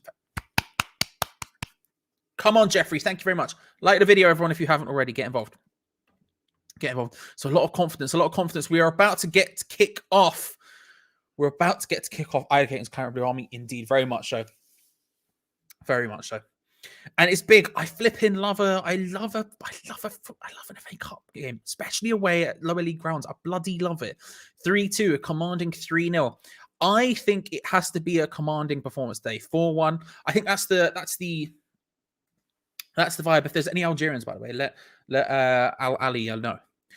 Yeah, I think it's got to be a professional performance today. It's got to be one of those games where we just properly take it seriously. And I think that's what Moyes is going to have here. I'm confident almost because of that fact. If we'd had a really good transfer window, I might have conversely come into this a bit more scared, but I think there's almost more skin in the game today because of it. I think what Moyes knows, he has to come out and put out an almost statement performance today that just puts the marker down and says, we are here to play. We are here to do our thing. I think it almost has to be like that. And that's giving me almost more confidence today than I would have if we'd had a good window and everyone was calm. Because I think, imagine how bad it would be if we lost to Kidderminster, fan-wise. Usually it would be bad, but it would be significantly worse if we lost them, given what happened at the transfer window. But we are about to get underway here. Ben Rama kicks us off. Come on, you Irons. Deploy the boys. Big plays. Let's go. Let's go. Early doors. Big kick. It's a goal kick to Kidderminster. There we go. Love to see it. Love to see it. Subscribe if you haven't already. Remember to like the video. It is the beginning of the month, which means it's the best time of the month to talk about Patreon. Hey, it's a thing. Let me move James gone for a second. It's a thing. Check it out. Link in the description below. Patreon.com/HammersChat. You can get tons of extra stuff over there, including the Captain's Armbands that Gio was talking about in the build-up. And also, you know, other stuff like my show. So make sure to go out and then have a look. I heard there was snow somewhere, but it wasn't where I live. But I rarely get snow. I usually don't get snow till like, well, actually, no, February. Yeah, February is a doable time. I'm hoping for it. I love snow, Todd. I can't lie to you, but we'll see what happens. Do you think that West Ham's £50 million bid for Calvin Phillips of Leeds is a prelude that Declan Rice will be leaving the Hammers in the summer, as both Chelsea and Manchester United declared their interest? I don't think it has anything to do with that. Declan Rice, I don't think we know yet whether or not he's leaving. I think it's likely. I don't think we know whether or not yet, Michael. But I don't think the Calvin Phillips bid, for what it's worth, has anything to do with that. Early doors, West Ham being the more in control team in the opening stages here. Yarmolenko is indeed playing out on that right hand side with Jared Bowen up front, because again, we literally have no one else, not a single striker in the squad today. You love to see it. Whipped into the box. Oh, sorry, Ben Rama almost getting in there for West Ham. Crowell also getting an opportunity, which I'm looking forward to. I really hope he has a good game today. It's not really the game from him in many senses. I mean, Kidderminster, like, they do have some decent players who like to cut inside and take shots from range, like we said, Sterling, people like that. If you saw the shots he was having, if you saw any of the highlights against Reading, he was doing that. So in that sense, he might have a busy game. I really hope he puts in a good performance today, because I really want Crowell to succeed. I'm almost desperate for it. But again, I hope everyone succeeds in some way. I've been wrong with a heavy touch, giving it away now. Crowell wins it back, finds the ball back again. Oh, no cheeky outside of the boot pass there. Vlasic just a little bit sluggish, but West Ham get away with it. Ben Johnson in a more attacking position than you're used to. Getting nosebleeds that far up the pitch. Nice play between him and Vlasic there off the throw in, trying to find a space to cross it in, but the eternal problem of playing Ben Johnson at left back, just not being able to hit it in first time with his left foot. Look, he just doesn't look confident enough to do it. Vlasic, however, cuts in on the right, puts it into a dangerous area, headed away by Bajrami, and it ends up being a goal kick to Kidderminster. Like I say, controlled, early stage control. There are 10 strikers in our team. Yeah, they're all strikers. If none of them are strikers, they're all strikers. That's how that works, right? Yes, Ian. Let's go with that. Let's go wild. I think John Terry coming back to Chelsea specifically. I don't think they. I don't know. I think any club would just buy him. I don't think they'd do any special dispensation for him. You know what I mean? Charlie, you're 1 minute and 20 seconds behind the BBC. I suspect so. I am actually watching it on iPlayer. But for some reason, when you watch it on iPlayer as opposed to TV, it's significantly delayed for some reason. And then on top of that, you have the YouTube delay. It's stress, is what I'm saying. It's stress. Haley, good to see you. Hope you're well. Score prediction. I am saying 3-1. I'll stick with it. I said it on the preview, and looking at the teams, I back it. I think they will score, but I'm hoping for a professional performance today, and that's what we're getting so far. Fredericks put in. Oh, Bowen can't quite get there. We are going to be pinging in these crosses to no one. I mean, actually, to be fair, Jared Bowen seems to have scored more headers recently than Mikel Antonio. Ben Johnson, a very, very awkward cross first time there, just not happening. So we'll see. I'm sticking with my 3-1, Haley. I'm sticking with my 3-1. Is it me or does the pitch look small? It is probably a little bit smaller than pitches in the Premier League. We also probably the idea of the lower camera does make things look a lot smaller. But it is probably smaller than we're used to in the Premier League. That is probably true. Matthew's here. Matthew, good to see you. Hope you are. Is Kid playing an 8-1-1? No, it's a 4-2-3-1. It's a 4-2-3-1, which sort of Cortinas into a 4-4-1-1 in defense. It's basically the exact same. It's almost the exact same formation we play. It's incredibly accurate. So if you're thinking about how they play, think West Ham, basically, but in red and with an eagle on their thing. It's not an eagle, is it? But you know what I'm saying. A bird of prey. Corner to West Ham. Major, Charlie, have you had your first doner kebab yet? No, I haven't, Major. Although Geo did bring out. Well, first of all, how's your doner kebab? Geo said to me a couple of days ago,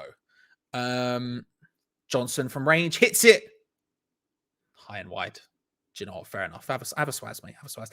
Geo said to me the other day, was it before? It was before deadline day. He said, "Are you around to do the deadline day stream?" I was like, "Yeah, no worries." And he went, "We need to get you a kebab." And I was like, "Why are you talking about kebabs?" And he went, "Oh, Major said you need to eat a kebab." And I was like, he's right. I do. I haven't had one yet. I haven't had the chance. I'm working so much at the moment that dinner, anything like that is just what's coming to me. I'm not thinking about it any deeply. But I need to get involved, Major. Just know that it's not even just you on the case. Now Geo's on the case as well. So we move. He did hit that some force, didn't he? He probably gave it a good old go. Listen, just believe and we'll get there, Kia. Believe and we'll get there, you know. Long ball over the top. Kidderminster deal with it relatively well, to be fair. Deal with it relatively well. I love lower league grounds, man.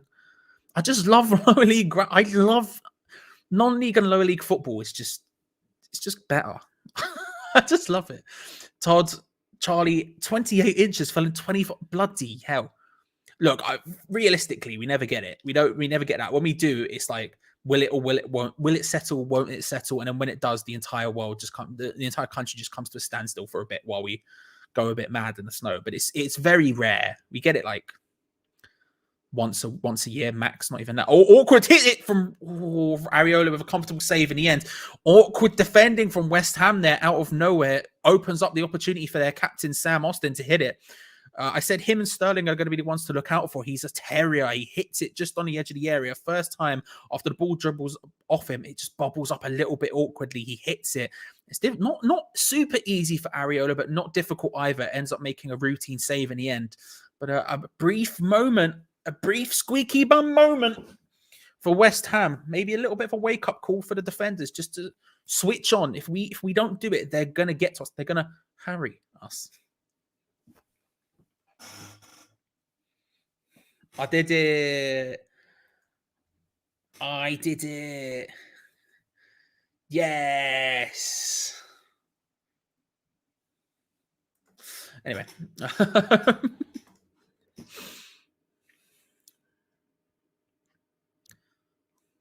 West Ham trying to play the ball forward over the top. Johnson can't quite get there. Johnson playing very advanced today. Very advanced today. We're looking to put it on him.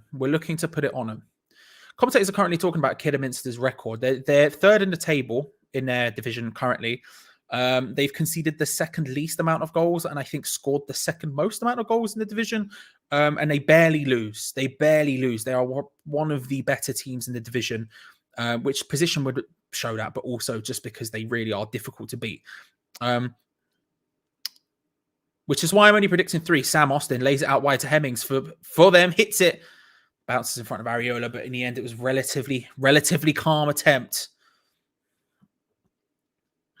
Again, we'll sort of seeing signs of. I've watched the highlights of their game against Reading. I didn't see the full fixture, but I did see the highlights during the week when I was working on some of our coverage, specifically the match. The preview we did on Patreon with the Kidderminster fan talking about exactly who was going to play today and what their strengths and weaknesses were and all that. I ended up watching the highlights at the same time. Ball forward just cleared away in the end. Cleared away in the end by the Kidderminster defender. It's a corner to West Ham. And I'm not going to lie, when they go forward, they're not bad at all. They're not bad. They're not a lump it and hope team by any stretch of the imagination. They've got these 3 players in behind the striker who caused big problems for teams, including Reading. And I'm seeing a little bit of a replay here. Corner short by Noble. A 1-2 with Ben Rama. Ends up with a little cheeky turn. Wins another corner. We'll take it. I'm not going to lie. We will take it. That's one of the reasons I love lower league grounds, man. They just feel legit. You know what I mean? Legit. Short once again from the corner because, again, we don't know how to take corners anymore. Yarmolenko, Noble, Ben Rama. Or Ben Rama jinks past Sam Austin. Lays it short to Yarmolenko, who tries to shift it onto his right foot to shoot. Hits it, but it's blocked. How are Dagon red? I'm not sure. Everyone let me know because I literally have no idea. Rate for Aves there. Rate would tell me. Judas, my trustworthy friend. Good to see you. I hope you're well. Hope you're, behaving yourself and all that good stuff. I also saw Madman or Ice My Bun and Corby Bart. Good to see you. I did also see you and Scott going absolutely wild in the live chat of the the deadline day stream we did. I did notice that. I wasn't clicking on comments that day, so I let it slide. But I did notice that, Madman. I did notice that. Yarmolenko cutting in from the right-hand side. Oh, and it's good tackle there. But I think it's Hemmings. Lays it out to Morgan Smith on the left-hand side. Similar to Antonio, he's out wide. Looking to try and put it in. Oh, he puts it into a dangerous area. Kurt Zuma just no nonsense gets that one away. But it was a good opportunity there. Just nips the ball away from Yarmolenko and starts steaming forward. Quickly, a quick counter-attack. Again, we're not talking long ball. We're talking quick counter-attacks on the floor. If anything, I'm more scared of that than I would be long ball. I can't lie to you. I'd be more scared of that than I would be long ball. If they're getting in and around, pulling, pullbacks, all that sort of stuff, that's where we usually tend to falter quite significantly. Still, Rich to take the throw on the left-hand side. Short to Morgan Smith. I say short, it's relatively long. Back to Sterling.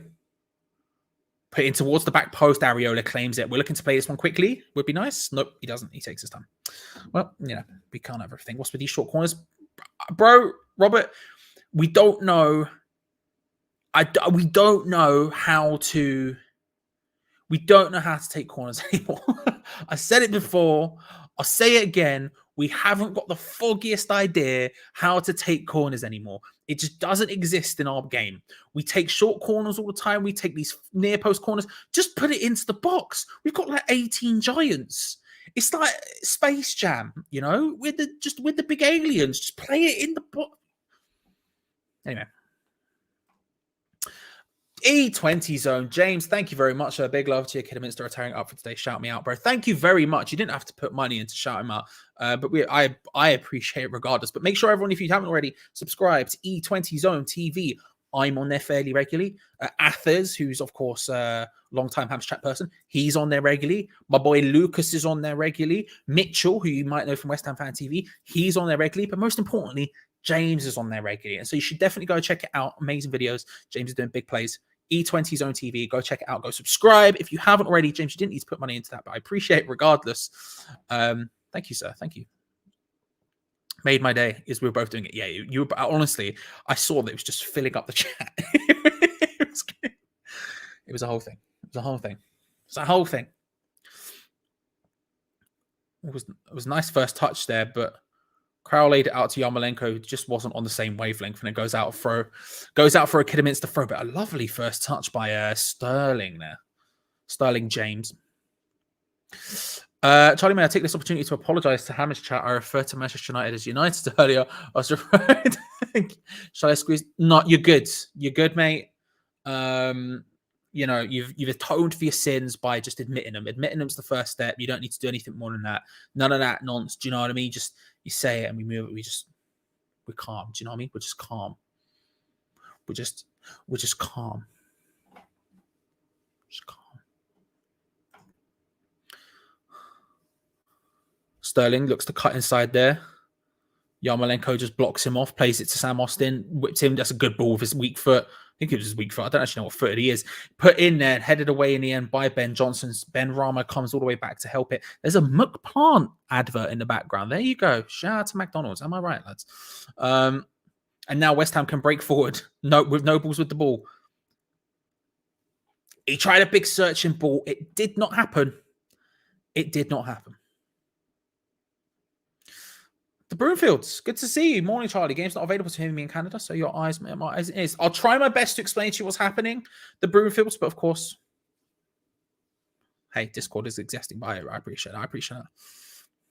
I remember when Moyes' team came back from break looking fit, organized, creative, and communications. Well, it looks like this break we went to McDonald's.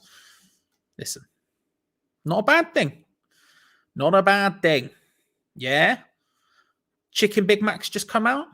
We got a McPlant advert in the background there. You know, not a bad thing. Is that McDonald's? Yeah, it's McDonald's. Yeah, it's McDonald's.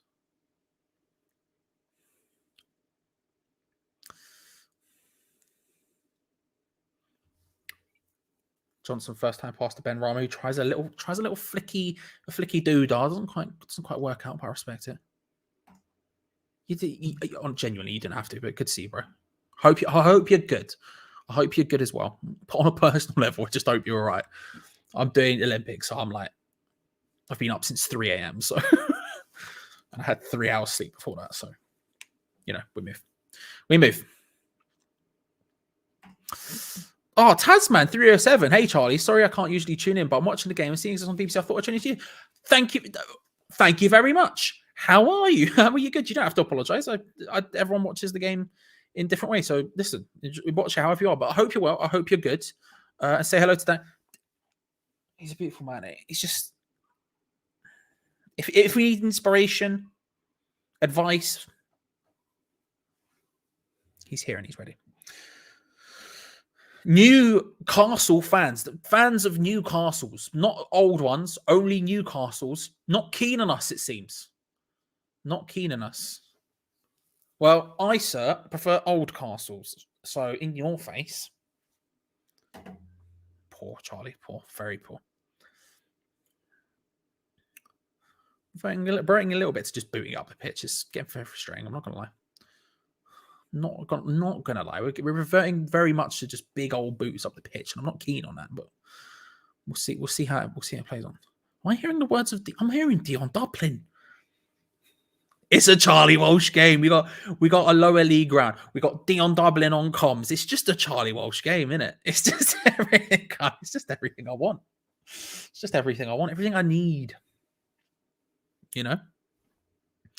Big long boot up the pitch from Simpson. Kidderminster's goalkeeper. They win the second ball as well to Kidderminster.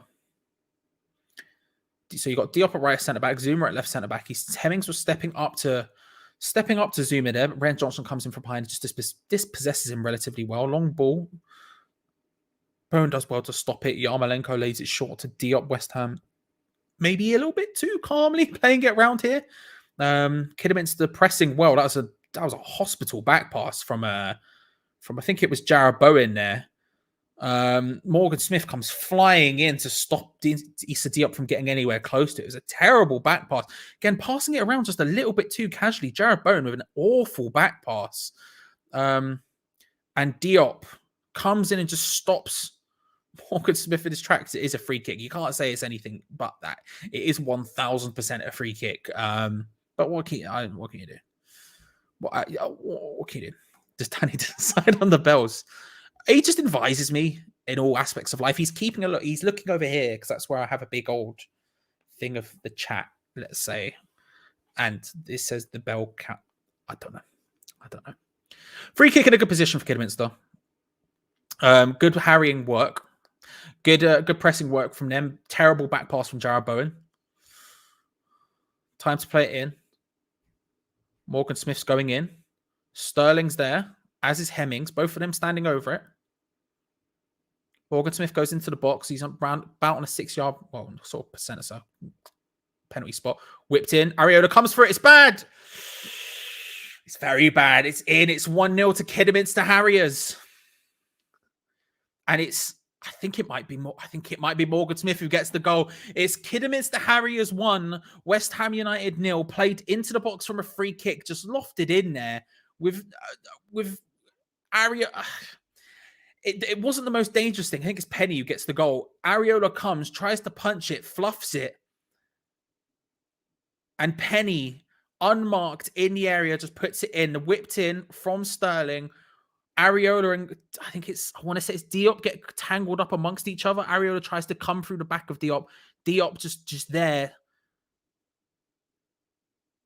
It's a good finish. You have to respect it, especially from a defender. It's a very good finish. You have to respect it. It's Kidderminster Harriers 1, West Ham United 0. It's Penny with the goal. Poor decision from Areola there. You have to either come out and get it or not at all. He just runs straight into the back of Diop, who's completely in the way. I'm not sure why he goes for it. And that's it. It's 1-0. It happens. They've been looking decent. You have to say it. It's not an undeserved goal or anything like that. They've been looking good so far today. They've been, I don't want to say the better side, but they've certainly been a side pressing, making it difficult. And they've earned a goal from it. They're on the attack again here a second time. 20 minutes in, it's 1-0 to Kidderminster Harriers. West Ham, of course, making it as difficult as they can for themselves to move to do anything. And just in case you were wondering, no strikers in the entire squad. Just in case you're wondering. Yeah, Ed, go wild, mate. Go wild. Have a laugh. That's fine. Dan's doing it. Dan's going wild. So have a grand old time. Areola claims it the second time this time. Rubbish defending. The back pass from Bowen was suicide. I don't know what he was doing. We were passing it around way too calmly. And they were pressing us and doing really well, making it difficult. And the second Bowen passed it back in that awkward fashion, I was like, that's just dumb. Straight into the path of, well, not straight into the path. It's just way too slow to get back to Issa Diop. Morgan Smith comes, gets it, they win a free kick, and they do their thing. Brilliant goal from, well, not brilliant, but a good goal from Kidderminster. Exactly what they've deserved. So we move.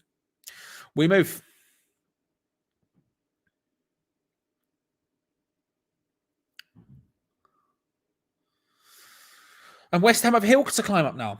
West Ham have a hill to climb up. They don't have any... don't worry, go wild, mate. It's fine. It's incredible. It's incredibly annoying to see that we've built ourselves such a massive hill to climb up on.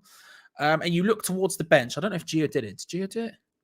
Geo did do it. And you look towards the bench here, and there's no striker on it. We have Fornals, who's the most attacking senior player we have, and we have Okaflex, who's a winger. a youth winger who's barely played any senior football at all. That's it in terms of attack. We have 2 centre backs, we have a right back and a left back, and 2 defensive midfielders on our bench, as if that's going to be useful against a team like Kidderminster. It's kind of ridiculous the way we've gone about this, but there we go.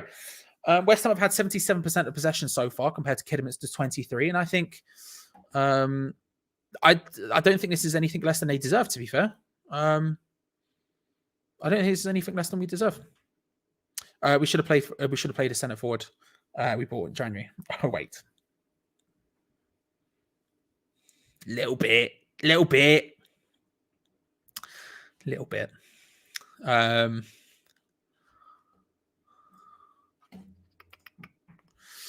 Let's have a look. What are we saying? Ed's very much looking for silver linings. You see, this is why I do not care that you beat us. Ed is a Leeds fan, if you don't know. Because the same would have happened to us, and I'd rather not be the club everyone in the country laughs at. It's happened too many times. I don't really give a crap what anyone else says, to be fair, but I respect the reasoning. Listen, I said 3-1. I said they would score. They've got the goal. Now we have to put in the performance. I said today all I wanted was a professional performance. I think that's all we needed, was just a professional, simple performance, just of us going, right, we're here to take this seriously, we're here to take them seriously, and we're here to just do our thing, you know? And if I'm being honest about it, they're talking about the position of a handball. It does hit a hand, but it's not exactly meant. Even if that went to VAR, I would be annoyed if I was a Kidderminster fan and that was given against us. No, I'm not for that. Anyway, you know, that's all I thought we needed, because obviously given the anger in the fan base after deadline day and after the transfer window we've had, we needed to just come out here and just put in a professional performance. I said 3-1. I was hoping we would be the first team to score. However, we've got an almighty mountain to climb now.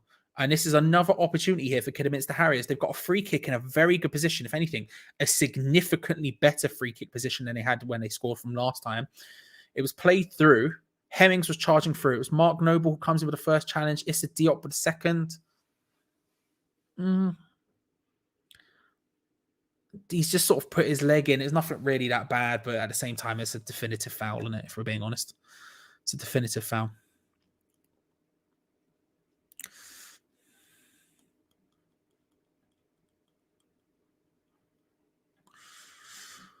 Sterling's probably going to take this one for Kidderminster. He's usually the guy who hits their free kicks. He can smack them. He can smack them like the best of them. He can smack them like the best of them. Fresh trim, you got to respect it.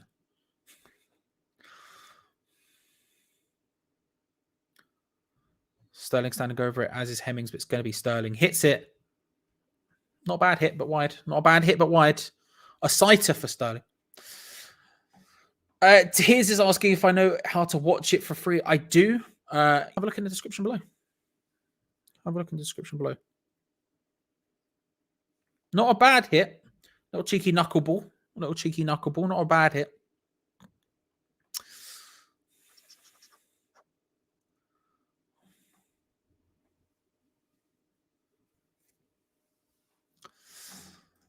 Real crap not to have a single shot on target against the non-league side yet. Yeah. Yeah. Yeah.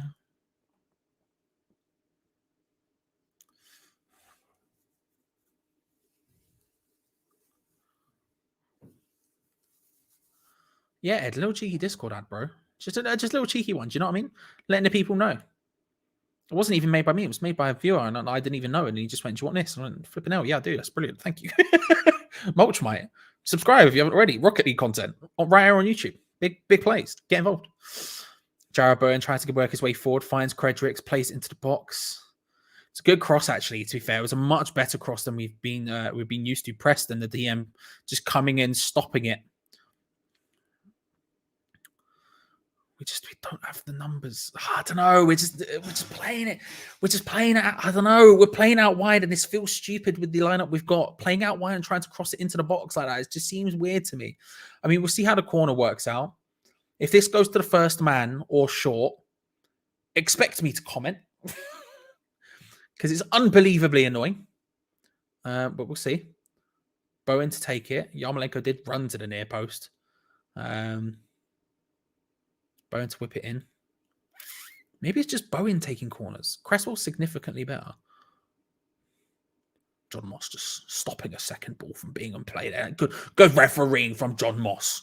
And off he marches. Good work, lad. Good work. Right, here we go. Cross in from Jared Bowen. Arm raised, played in. Oh, it's into the middle of the box, headed away. Is that a second corner? Well kept in by Simpson. Better. Just put it into the onion bag, mate. Get it in the bread basket. You know what I mean? Just get it in the mix. Put the cat amongst the pigeons. None of this front post short quads. Just get it in there. Get Diop in there. Get Zuma in there. Do you know what I mean? Big boys doing big bits. None of this fancy stuff. Just get it in there. Get it in there. You know what I mean? Get it in there. Anyway.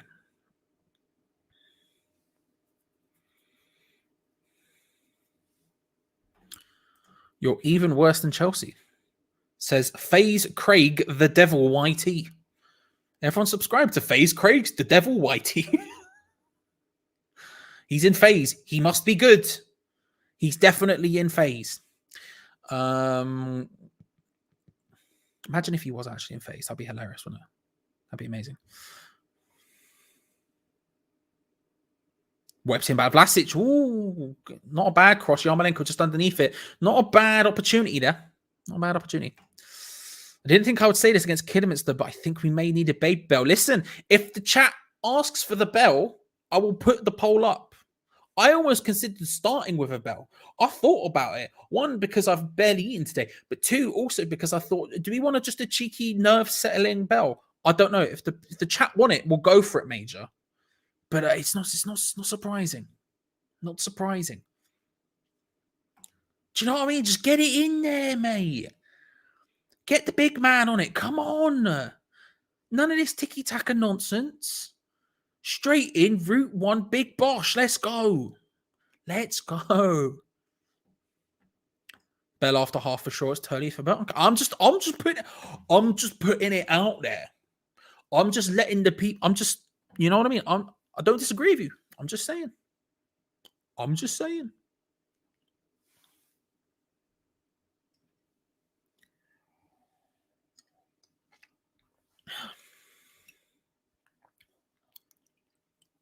I can see a lot of people in the chat talking about your likes of your Yarmolenkos and your Kraus and your Diops.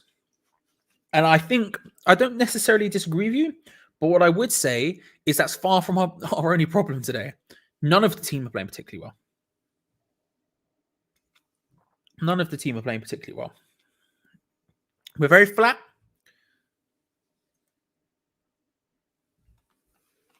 Not much invention in our play. It's very cold, that cup of tea now. Not much invention in our play. It's just, there's nothing really here. So again, we can talk about these individuals who sort of are known for being poor, let's say. But realistically, who's actually putting in a performance here where you're like, oh, they're playing all right? Like, Zuma's not really done anything. The only thing Areola's done has been relatively bad.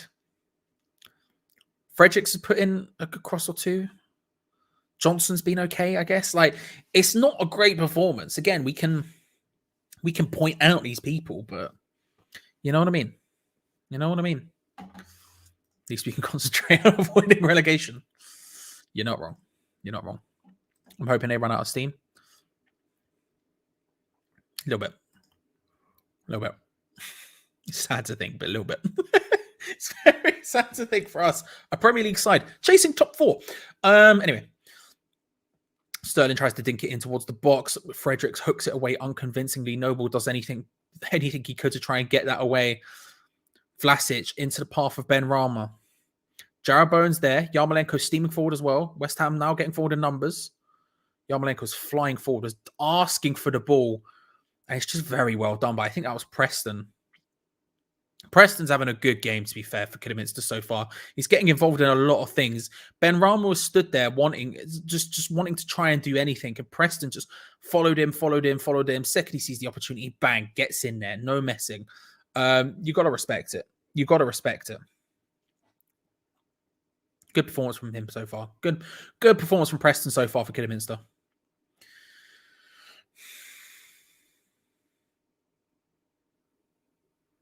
We're hearing the Kidderminster a massive chance, by the way.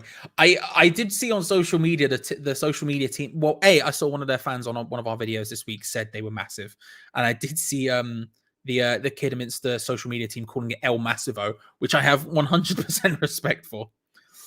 Diop passing it outright to Fredericks. Nice one to a crowd there into a decent position. The cross, however, was god awful. Bobbles up and he just bounces up and he's bloody.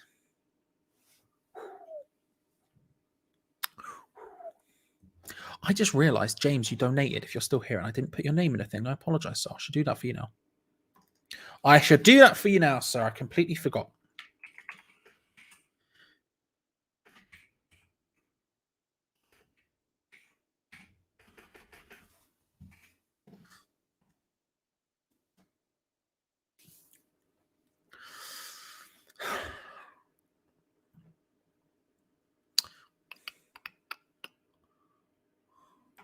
I'm pretty sure I woke up the whole building granting it Diop.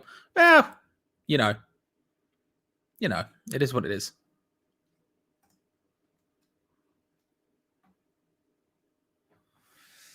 Yeah, but Bowen was the one who gave away the free kick in the first place by playing an absolute hospital back pass. I guess this is my point. We can pick out the individuals, but I think the team are doing really badly. And again, it's really easy to pick out the individuals, MOTR, like really easy. And I'm not saying you're wrong either.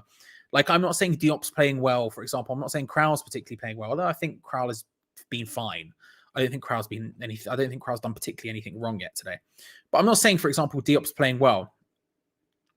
I just feel like it's very easy to pick them out when actually this whole performance has been really poor so far.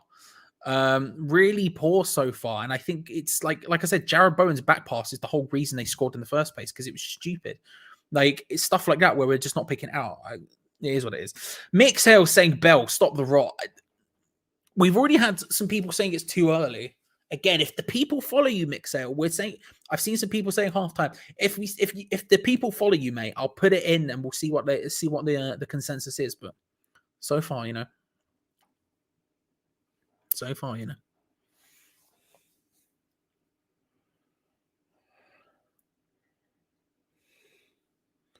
Noble intercepts the clearance from Kidderminster.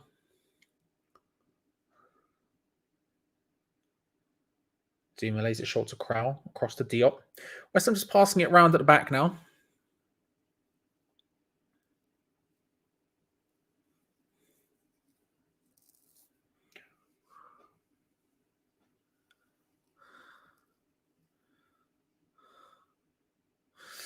It's annoying to watch here. It's feeling very Pellegrini right now.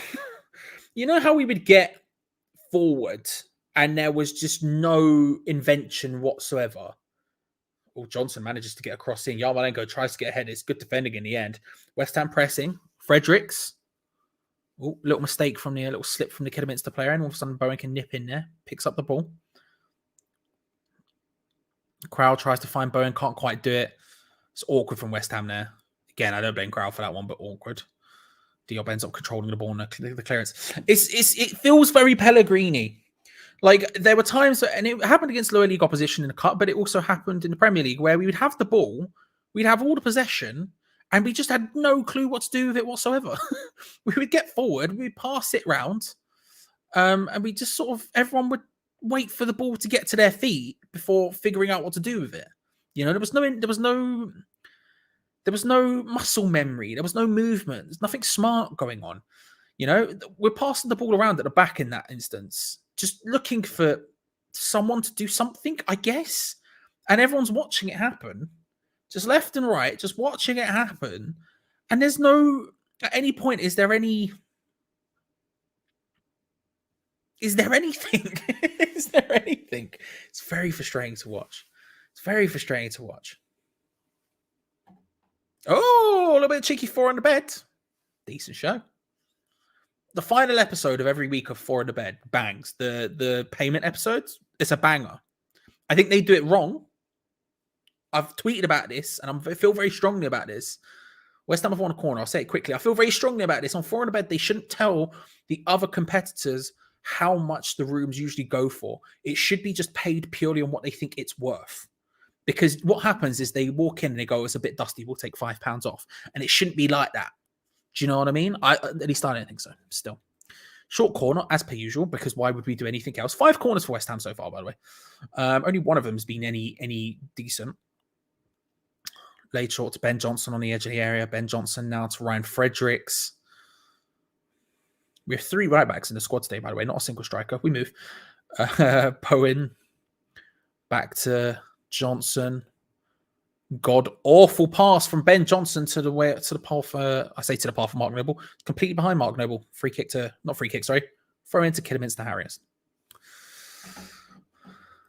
On our set back, we've regressed so heavily in the set piece. We used to be brilliant at set pieces. We got a corner, everyone would crap themselves. It was the time to go. Now we're awful. We're awful. It's ridiculous. We look like a team who should have bought a few players in January. Who knows, man? Who knows, Aaron? I feel like it's obvious, and yet somehow we don't have anyone. Weird how that works.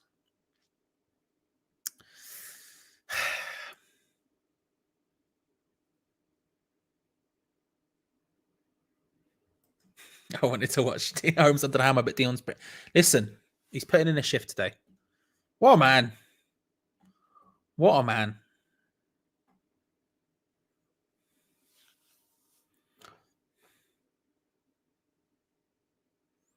Vlasic doing well just to try and get the ball under any sort of control for West Ham there.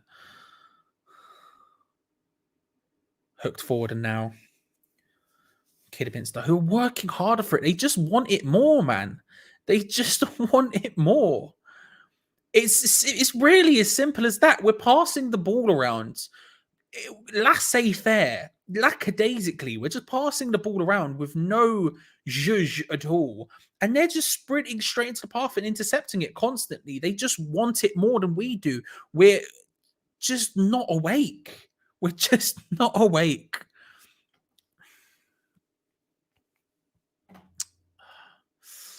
It's just very frustrating. Remember, Charlie was throwing out a better than Yarmolenko. I know, it's wild how that works, isn't it? It's wild how that works. Corner for Kidderminster. Whips it in. Ooh. Not a bad opportunity, but headed wide in the end. Headed wide in the end. Comes towards the back post just a little bit over the Kidderminster player. He tries his hardest to get onto this. When there was actually a Kidderminster player behind him who could have done something with it. Morgan Smith doing a good job just standing on Areola there. You gotta respect it. They just deserve it, bro. They just 100% deserve it.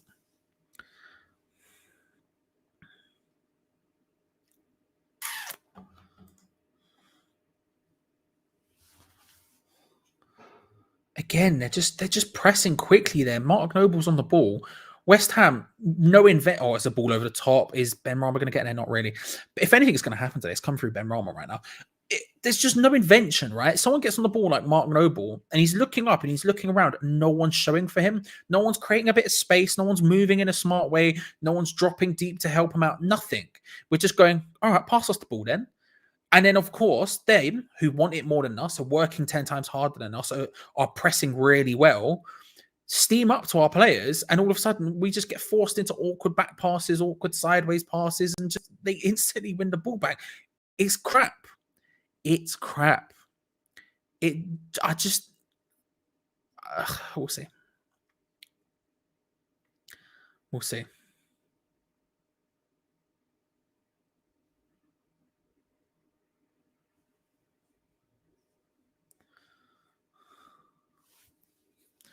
They're talking about a compilation of Dion Dublin saying stairs into the bedroom.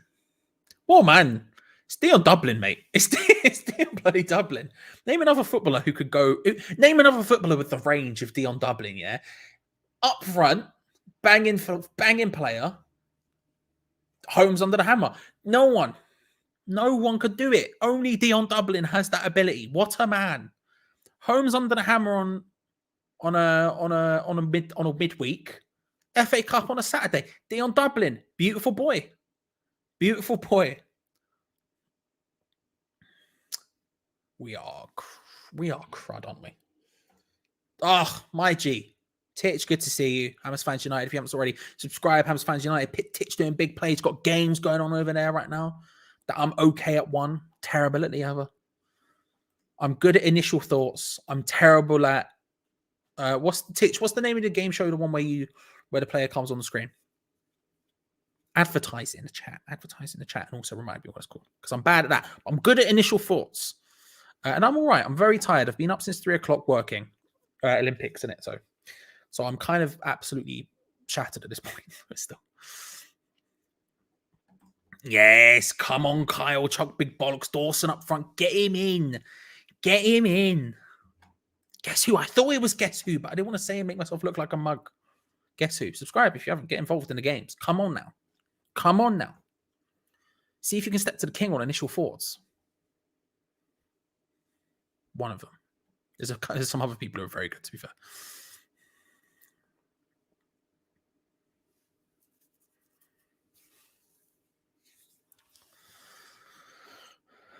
Noble with a 1-2 from the free kick from Brian Fredericks tries to just loft it into. Who knows? I don't.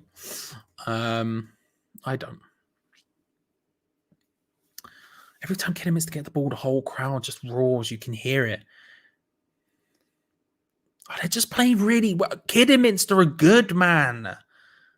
Oh, it was a nice piece of invention there by Sterling. Yarmolenko managed to keep the ball in well there. Flash just tries to just knock it around and instead we'll take... Oh, I was going to say we'll take a throw in. It actually spins out and boot it forward to Smith White. I tell you, they're good, man. They're good. There was something in the air that night. The stars so bright. Fernando. Guess Who, the Olympian? That would be terrible for me. It would be god awful. I would be god awful at that. I can barely do Premier League.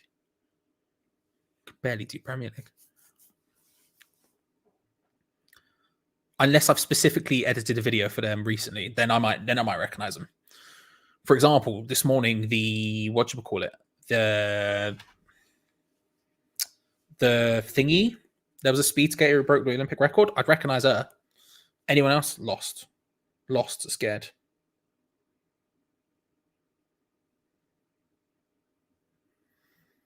Geo, I've seen it. I'll do it in a sec. Thank you. There was something in the air that night. The stars so bright. Fernando. That's about the level of care I've got right now. Passing the ball around. Benrahma takes a shot from range. Nothing happens. Ta-da.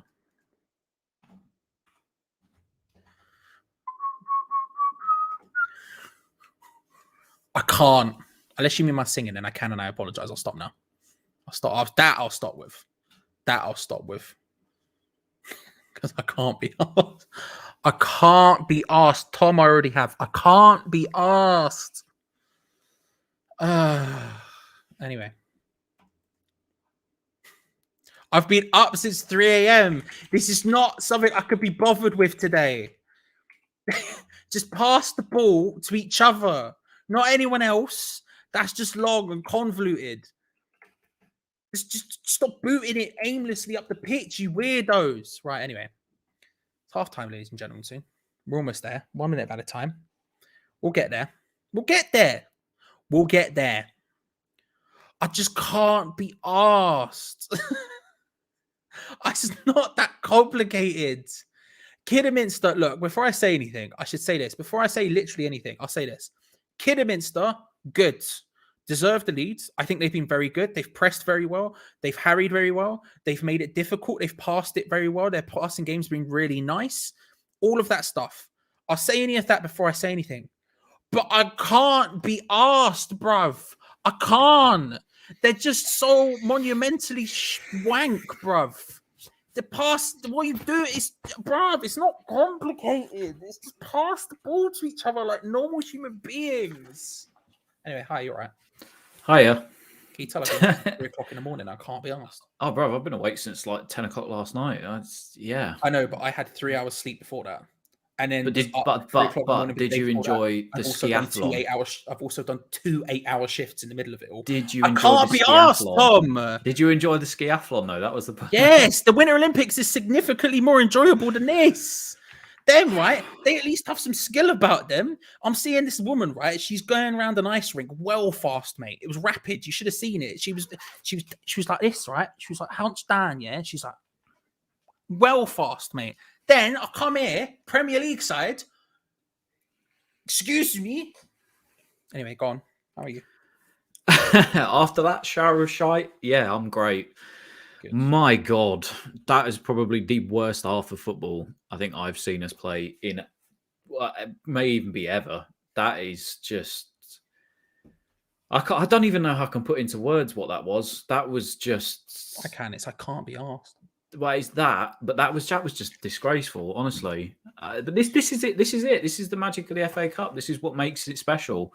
You know, teams like Kidderminster have a chance against Premier League opposition, and my God, have we given it to them? I mean, Issa Diop, how the man ever was as good as he was in his first season for us, I'll never know. Here's the thing. Lots of people in the chat, right, talking about Diop, they're talking about Crowder, talking about Yarmolenko. Bro, they've all been crap.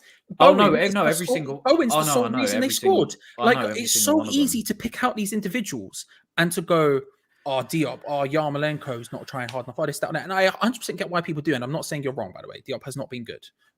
He's just not. But bro, where's Jared Bowen? Where's any of the? If there's one, there's just not going to happen today. I think Bowen had about 3 touches in the first half. Like Ben Rama has looked like he's tried stuff. But even then, the thing is, though, for me, that sort of stuff doesn't work against lower league teams because the effort, the passion, everything else is in it for them. And in games like this, you're gonna, that carries you through sometimes almost. But I mean, if we're talking seriously, why are we struggling against them? I'm not making excuses at all. But one thing I think that does benefit them and not us is obviously at that level, the pitch is a lot smaller, which means that they can really compact and make it very tough for us to break down. There's not a lot of space for us out wide. There's not a lot of space for the fullbacks to bomb on. And even trying to play through the middle, they're very compact. They're to a T, the boss for Kidderminster has got them playing absolutely just brilliantly at the moment. We've been second best to everything. We have been second best to everything. And, like you said, it's not just one person. The entire team was just shocking. Wayward passes. I mean, the one there at the end with Ben Johnson, the short corners, I don't. Why do we take short corners, Tom? I just don't understand. I cannot see why we have an obsession with short corners and kicking it at the front man. I don't know. I do not know. And again, this is sort of back to the failings in the transfer market. And listen, we may end up coming back to win this game. The class may show towards the end, but my God, it just, the failings in the transfer market of not actually having a striker and, you're having then to chew on Jared Bowen in just to play as a makeshift striker and then play Yarmolenko on the right, who is just, what is the point of the man? Do you know what I mean? I think some military service to the Ukraine is in order for what's to come. And then I think that's the only way that we can get rid of him because he just can't be asked. Just 1 for 11. We've been awful. For this bullshit, Thomas. Who needs monetization? I can't be asked. I can't. Can we talk about Jeremy Spaz Lynch? Do you know, honestly, sometimes I guess in Prem games, you can come and you can try and be a bit more analytical and a bit more, what's happened here? What's this player done? What's this player? I can't even do that with us right now. Like I said, just 1 through 11. It is just from minute 1, you could see the intensity level that they were putting out there was just not there from us. And it is just, what it is as well. I genuinely don't even know what to say. I'd rather have Jeff Hurst come down out of the stands and put a shift in. Anyway, carry on. Bless him. He's old. What's worse is I can tell you exactly what their plan of attack is. You can see it, right? They play nice football on the deck. They get it into their front 3 with the striker out in and around, kind of like Antonio. They play like we do when we're at our best. They push us when we don't have the ball, and then when they need to convert back into defense, they do. We get the ball, and there's who's around? what's going on here then? You know, we pass the ball into the likes of Crowell and Noble in the midfield, and they've got no options at all apart from to go back or sideways. And there's just nothing. And it's so frustrating to watch because you have a bunch of players on the pitch who are really capable of with anything with the ball. And like, I know Dion Dublin in this first half there was mentioning the pitch. The pitch isn't even that bad. No, I don't think it's not the pitch. I think genuinely though, because obviously I know the size.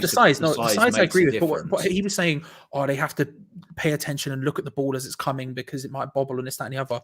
And listen, you're a professional footballer, man. You're getting paid $100,000 a week. You should know how to take a touch. Is a faultless human being in my mind, and I don't care he what sells houses for a living. He knows about the bedroom upstairs, right? He's a beautiful man, but like, it's not that bad. Like, this shouldn't be as difficult as we're making it out to be. And again, I want to say every single time we almost say anything, Kidderminster are playing really well. Kidderminster are playing better than us. Technically, we can talk about the cliche of they're working hard and they want it more, which is 100% true. But also at the same time, they're better than us technically. They've got better movement. They've got better pressing, everything. And I want to say that every single time we say anything, because I think it's unfair to begin to even allude to the fact that they might not deserve it in any way, shape, or form when it's so abundantly clear that they do. But I can't be asked, bruv. I just CBA. I'm watching it. I'm just like, what are you doing? Honestly, after today, there is a special place in hell for Issa Diop. Do you know what? After today, I don't actually want to see him back in a West Ham shirt for the rest of the season. My God. Apparently, they're analysing him at the moment. That is, I can't recognise the same player from his first season at West Ham. How do we solve this? How do we solve this? What do we do? Where do we go? How many changes are we allowed? How many changes are we allowed at half time? Where do we go from here? What do we do?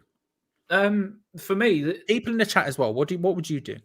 For me, if I was David Moyes today, I'll tell you what I'll do is I'll bring that up just so we can build on buy all of the strikers on our bench.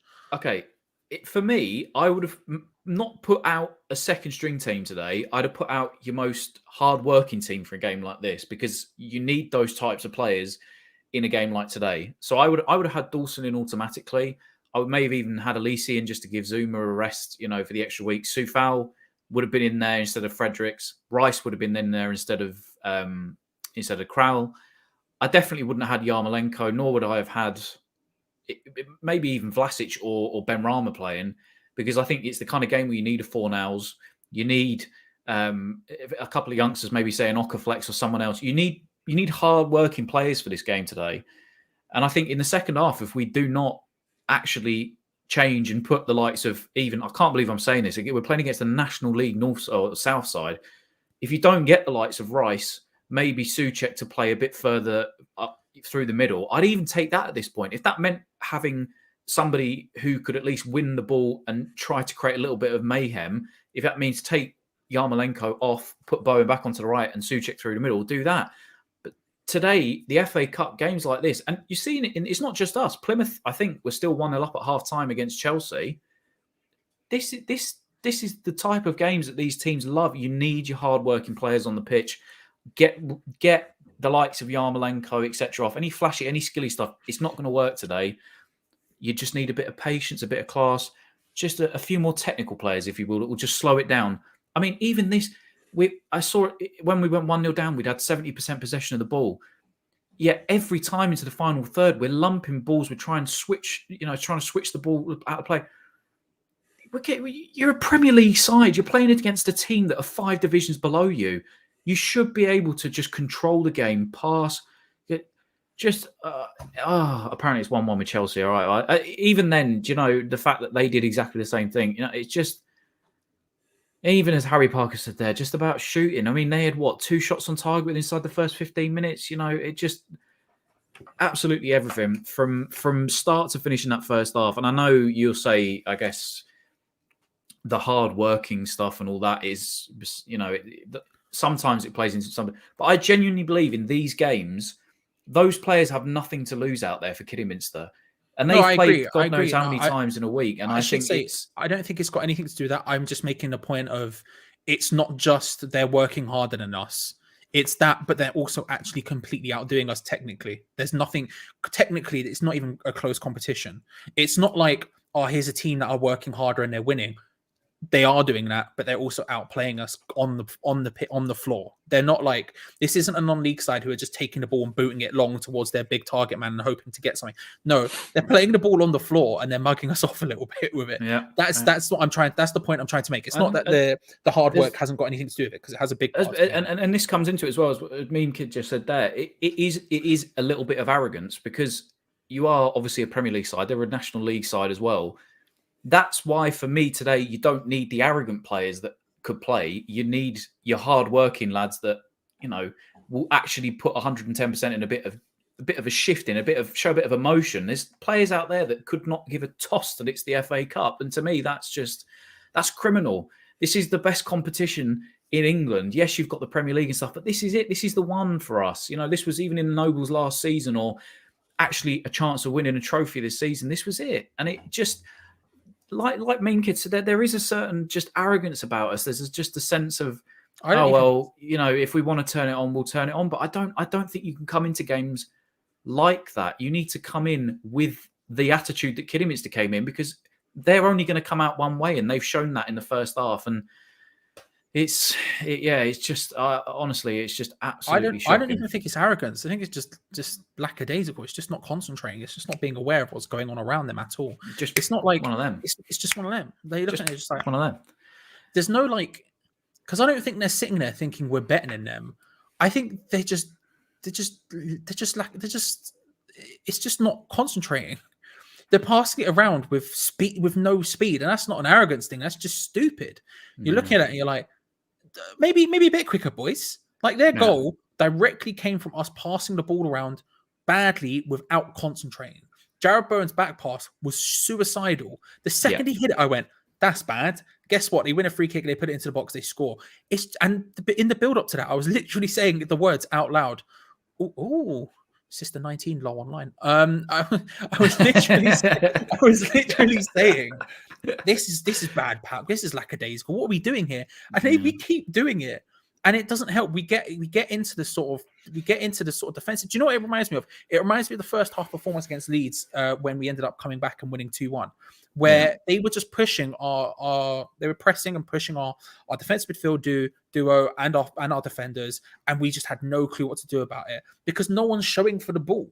No one in that three behind the striker are dropping deep and going, give me the ball. Ben Rom's doing it a little bit, but even then it's not enough, because there's no options. It's just flipping stupidity. Highlights of Chelsea. The only thing other thing I'll say, and again, I'm sure, you know, absolutely every single person in the chat today, or even if it's not watching here, that's sat at home and is thinking about it, I don't, for the life of me, understand why David Moyes feels the need to play Yarmolenko. What Yarmolenko has offered, why Okaflex, who's got like 13 goals in 18 games or something like that, it's a perfect game to play the kid here, because he doesn't play on the same side of him, though. It's a different position. I understand, but they're all interchangeable, I would say, some of those front forwards. And this is what I'm saying. Show somebody that actually has a bit of a point to prove today. That's what I want. I don't want a man who's on 110 grand a week, who saunters across the pitch, and then when he runs, he does this to run faster. Have you seen him when he runs? He runs, and then it's like, it just goes faster. It works, doesn't it? Momentum in that. I think one thing is everyone should subscribe and like the video if you haven't already. Click down there and pass the buttons. I think I made a case for Yarmolenko starting on the preview, and I still believe starting him's fine. It's just there's not enough from everyone.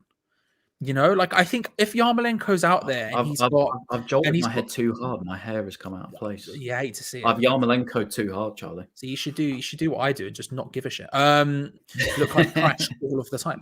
I think there's an argument. I think there was an argument to be played. Oh, Craig Dawson's on the pitch. I'll let you go in a second because the teams are back out. Sorry, I only came on because I thought you were going to disappear for a piss at half time, and that's because Geo said, "Can you just jump on?" And I thought it was so you could go. Okay. I just wanted to talk to you. I think there was an argument. I think there was an argument to be said that you could start Yarmolenko. The problem is like if they need more wants, the front three need to do more. and they're just Yeah. not. Well, the front four needs to do more, and they're just not right now. Crowler's come off for Declan Rice, and Diop has come on for Craig Dawson. Those are the subs. I Tom, don't can I get mind your that. full-time. What do you call it? Again, I'll say 2-1 to us because it shouldn't be any other way. If we lose this game, just idiots, a lot of them. But hopefully in the second half, these again, the likes of Dawson, Rice, etc. These are the players that I wanted to start because these you probably show it in the second half now. They'll actually want to, match the level that they're at right now, and hopefully we'll see that. But anyway, enjoy the rest of the stream. I haven't missed doing this, especially when we're like this. I love you lots. Thanks for coming. That's all right. I don't know if you've heard. Anytime, I can't be asked. See you. Tom Athers, ladies and gentlemen, subscribe to Athers 32. And if you didn't hear, I can't be asked. Make sure to subscribe and like the video. We are here for the rest of the match, of course, up until full time, where Geo Gonzo will be taking over and doing their live match review. So make sure to stick around with me until then, because I'll be spamming that link in the chat so you don't have to go anywhere and do anything. As easy as possible for you to enjoy today's festivities. West Ham with a massive hill to climb now. 1-0 down to Kidderminster. We've brought on Declan Rice and Craig Dawson. Yeah, we'll see. We'll see. Craig Dawson, the first thing he does, slips passing the ball straight back into the hands of Kidderminster Harriers. We move. We'll see how it plays out. We did need I think the Crowell change, I think is harsh on Crowell, but ultimately Crowell and Noble just weren't working. There wasn't enough movement. There wasn't enough of anything, really. There wasn't enough of anything in the midfield. And I think you just needed more. And I think Declan Rice will give you movement forward. Crowell and Noble, neither of them are really going to step out of that box. They're both going to sit in defense. We need someone to step out of that zone and give it sort of a bit more options going forward. And that's what Declan Rice is going to try to do. A long shot from range from Kidderminster Harriers, just wide against Ariel. So that makes sense, even if it is harsh from Crowell. I hope we enjoyed watching Crowell. We're never going to see him again now, I think. But there we go. We move. Diop obviously having a poor game. Bring on Big Craig, 2-footer guy. You know what I mean? Just 2-footer bloke. Have a dive in. I think this is ridiculous. I can't be asked. Anyway, West Ham playing the ball forward now. I'm actually at the point of just giving up. At that point. Okay. Let's go. Come on. Big plays, everyone. We're moving forward. Deploy the boys. Let's go. Is the timer correct? It is. I was just double checking that. We're good.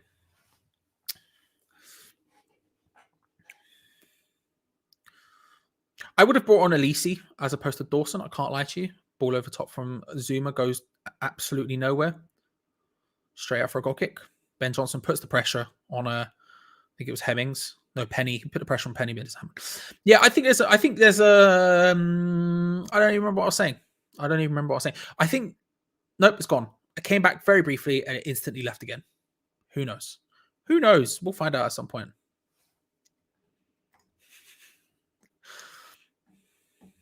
Fuming just a yank.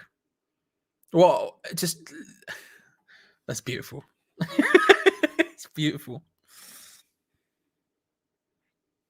Thinking of the milk one. I can't remember the milk one. Or of course, rum ham.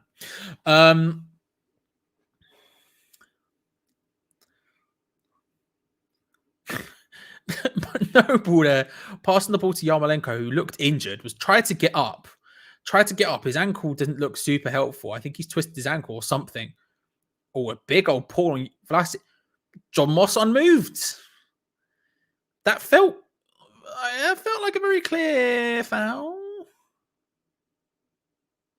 Felt like a very clear foul on Vlasic there. I don't know if we'll see the replay. There is, of course, no VAR today. It being in a lower league ground, there is no VAR in play today. So that's not happening. Declan Rice trying to play the ball forward here. Finds Mark Noble. Out wide to Fredericks. Again, we're asking Fredericks just standing still. Come on, Fred. Do anything. Oh, puts the ball in. Not a worse ball, but no one there. And now Kidderminster with the opportunity to counter. Hemmings out on the right-hand side. They choose to slow it down. The point I was making about the hard work and stuff wasn't necessarily that hard work doesn't matter in a game like this. I think far from it. I guess the point I'm making is more that they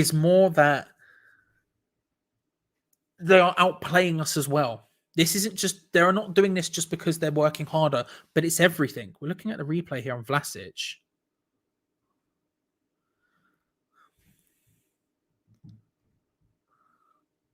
I think that was a foul. I think that was probably a foul on Vlasic. I don't know. I think he's probably got away with that one there, Preston. He's had a very good game, to be fair. He was the name I didn't know. He was the one I didn't expect to start, or at least the Kidderminster fan who we spoke to about the starting lineup didn't mention him. So I don't really know anything about him. But I think he's had a brilliant game so far, Preston. I think he might have just got away with that one. He goes up for a header above. Vlasic. And risen very high. And as he comes back down, just pulls him down. Felt like a foul to me. Felt like a foul. Still playing through the lines here, Kidderminster, trying to make their way forward, tries to play it in. Big shouts for handball from the Kidderminster fans. I don't think so, but we'll see in the replay. Cleared forward. The referee hasn't given it, so play on.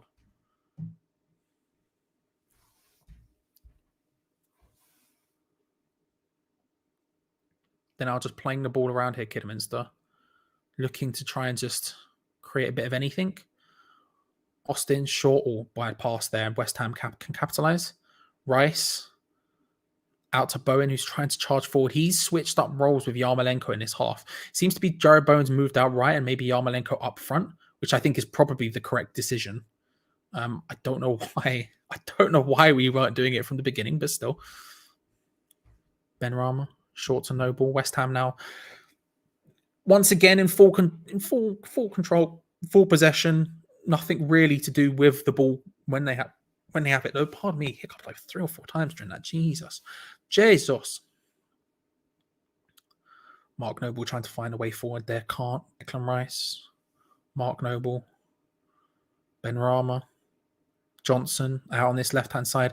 Again, West Ham just playing through the lines, trying to find any sort of space and can't find any. It's really well-organised defence from Kidderminster as Declan Rice tries to charge forward, finds Vlasic, pulls it back across the area. It's an opportunity. Good block. Good block.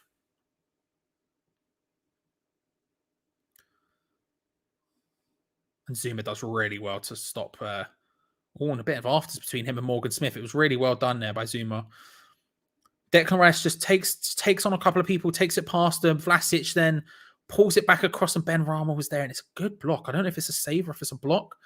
I think there's a bit of afters going on between Zuma and Morgan Smith because I can hear the referee blowing the whistle and lots of jeers from the crowd. So we'll see.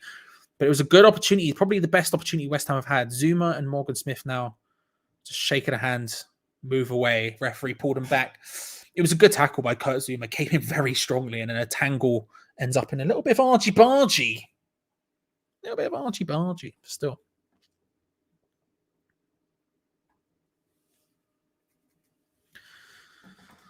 I think, to be honest with you, Martin, I think they were both as bad as each other, but I think that's fair. Yeah, I can't tell who got the block. I still couldn't tell from the replays. Is what it is. Is what it is. Little bit. Little bit. Corner to Kidderminster.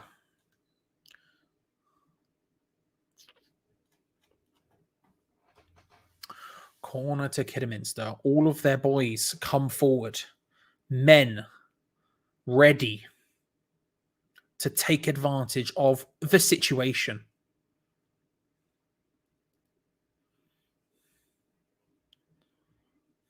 Whipped in from the right-hand side by Kidderminster. Lofted in towards the back post. Ooh. I don't know if it's a free kick or a goal kick, one of the two. But Preston was lurking at the back post there. Close. Close. Bell. We'll see. I mean,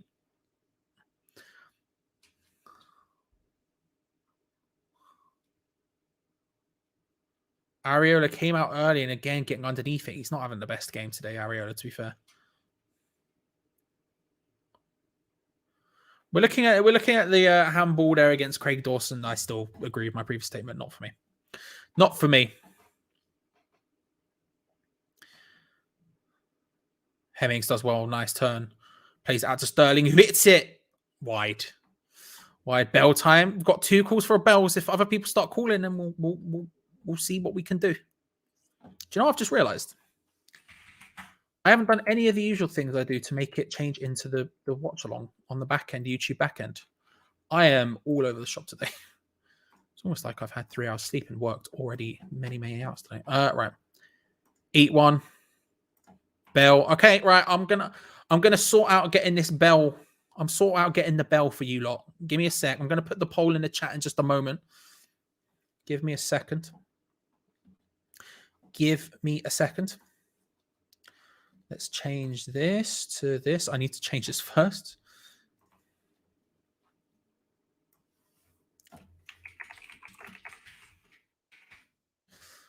There we go. Right. Now, in order to get the bell, I have to go into here once this loads. Thank you very much, YouTube, with some paste. That would be nice. Here we go. Give me a minute. We'll be there. We'll be there. Give me a minute. Oh, now the BBC's going down. Scenes. Right. Here we go. There should now be a bell poll in there. I will give you a couple of moments. I'll give you a couple of moments. We'll give you until, let's say 57. We'll have a full minute. And whatever the poll says we will do. Is it time to bell? Do we bell? Yes or no? Get your poll, get your votes in. Early doors is close. I'll say that. Early doors is close. What's the bell? We eat baby bells for luck around here, Skid. And if the poll says yes, I will get a baby bell and I will eat it for luck. If you say no, then I will not eat it for luck. Jeff, he's lobbing lob your bells in chat, boys. Lob your bells in chat.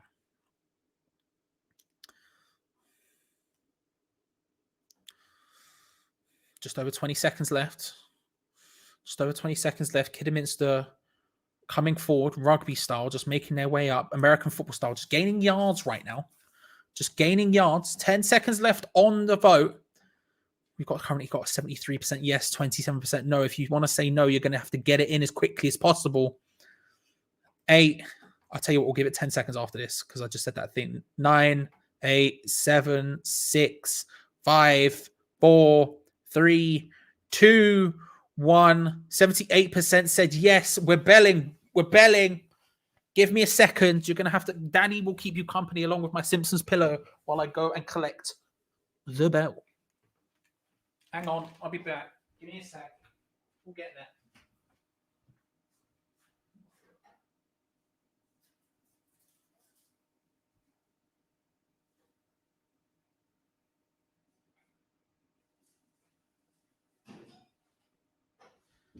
Right. Bell acquired. Here we go. Here we go. Oh, I come back and we've got a corner. I come back and we've got a corner. The bell is happening. The bell is happening. Whipped in from Ben Rama, actually into a position that we could do something with. Scenes you love to see.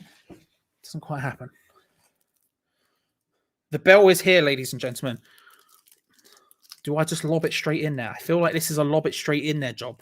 I feel like there's no time to be messing around today. I feel like we could go wild. We could be like, oh, do we put it in chunks? No, just get in there, mate. Straight in. You know, like I've been saying with corners, you just get the job done. You just lob it straight in. Here we go. Bosch. Oh, Bosch. I'll tell you what. You can tell we haven't had a match for a while. The outer wax feels stale. Here we go. No messing today. Straight in. Straight in. Deploy. Come on. Let's go.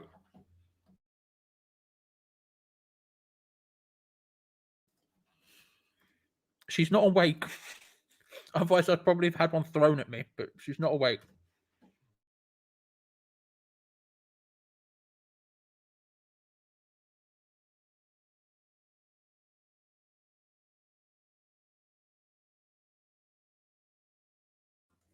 There we go. For luck, I've also devoured the bell in record time. We've gone wild. We've gone wild. It's a Simpsons pillow, hammers down under. I don't know what you mean. I need it for my back because this chair is unbelievably uncomfortable and broken. There we go. There we go. And we move. And we move. Right, 16 minutes. 60 minutes. West Ham. They had a mountain to climb. Not really started yet. Looks slightly better than we did. Oh, Jared Bowen works well there. Yarmolenko picks up the ball, lays it short to Jared Bowen once more. Hits it. Oh, it's a good save on the follow-up from Yarmolenko. Or I think from Bowen, sorry. Good double save. There we go. The bell in full effect, people. The bell in full effect. Let's go, boys. Let's go. Jared Bowen and Yarmolenko switching was just a good idea. And I don't know why we think Jared Bowen is a striker. He does really well there. 1-2, Yarmolenko in the build-up. Hits it well, hard. Bottom corner, looking for it. Can't quite find it. It's a good block. And then the follow-up. It's Preston again, who's having a very good game. Having a very good game. To be fair to him, Jared Bowen whips the ball in at the first man because we're West Ham. But we finally looking a little bit more lively here. Syed Benrahma takes it past, he brings the ball into the box, pulls it back. Second corner. I finally understand why there's a reason to watch this. Yes, that's Danny, mate. He's always been here. He's always been here. Mr. Chickster, I just ate a bell. We can't second bell that quickly. That's madness. That's talking crazy. It's talking crazy. The chat went for it. I would do it, but it's talking crazy.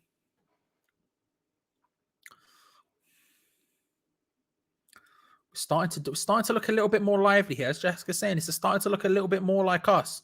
Pressurizing, I think moving Bowen out on right has been a very good move so far. He's just more lively. He's just more lively. You know? Just vibing it. Nah, just my back, mate. Bloody hurts. Just bloody hurts. The chair's really uncomfortable. Well, chair's comfortable enough. It's just kind of broken, but I can't sit up in it. If I need to sit up, I can't. Well, I can, but then it's putting a hell of a lot of pressure on my back because of the way it's broken. I have to sit in a weird way. So if I put the pillow there, then I can sit up just nice and calm and it doesn't hurt my back. Otherwise, doing streams and stuff is just a nightmare. So I put it there.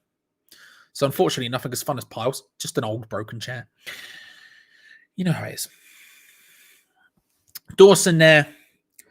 He sees Morgan Smith's head and he says, no. He says, no.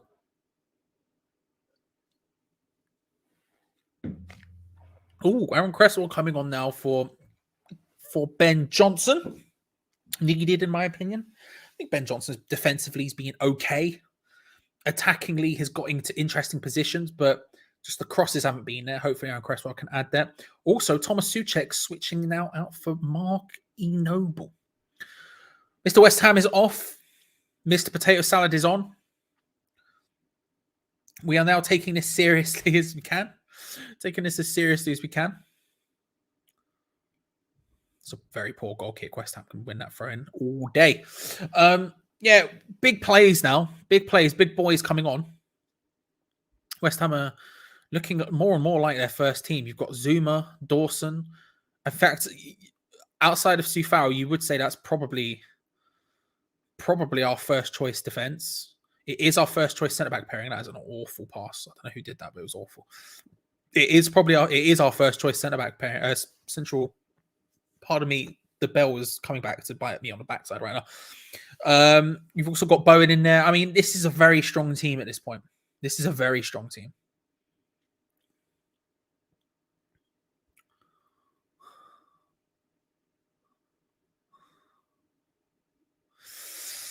Can we turn it around? People in chat, do we feel like this is possible? How are we vibing at this point? How are we vibing at this point, Tim? I know it's just yeah. I think we have one more sub, but what are we vibing at this point? Is the turnaround possible? Take a short free kick.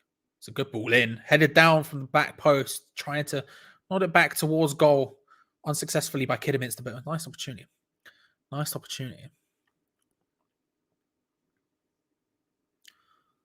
Penny at the back post, doesn't know where, Zuma, not sure where he is at all. Happens. Our passing is crap. Yes, just needs to try harder. Not possible at this moment.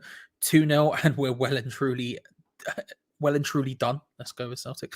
No, I honestly wonder if we have an imposter Yarmolenko that's been scamming. Sorry, us for years. It's because he's a good player, but we move. Okaflex for Yarmolenko. Zuma has been terrible. Ben Rama's turn to play crap now. Just bring on the deadline day signings. Give Okaflex a go. He can't do any worse. Carl Fredericks is still on the field and Johnson's off is beyond understanding. Not happy. Other people not happy. Terrible boss from Ben Rama there. And now Kidderminster can attack. They've got numbers forward. Sterling tried to take on Declan Rice there. He stood his ground. He puts it round him, but he can't get round on the offside anywhere near quick enough to regain possession of that. West Ham have the ball. West Ham have the ball. Turn around the game or turn around the downward trend to our season? I mean, we'll see against Watford, Wembley, I guess. But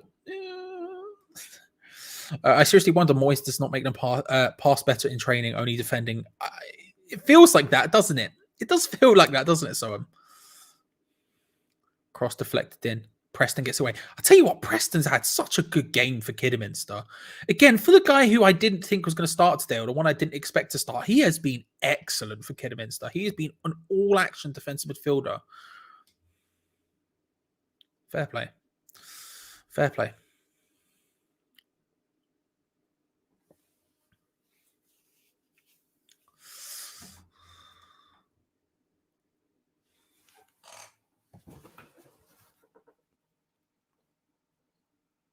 He said Frankel's a mug. It's weird how that happens. I mean, look, you have to trust me on it. You couldn't hear because he only whispers, but it's what he said. He said Adam Frankel was a mug. It's weird how that works. He's not. No, he'll be here at full time with Geo for the full time review. Make sure to stick around, everyone. Until then, I'll of course be lobbing that link in the chat furiously, so you can all go across and at this point vent your frustrations with them in the full time review. But no, he is not. He is not at the game.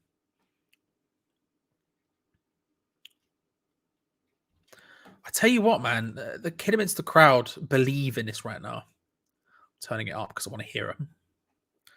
I love lower league football. Simpson to take the goal kick. Just feels more honest. Just feels more real. Big boot up the pitch from Simpson.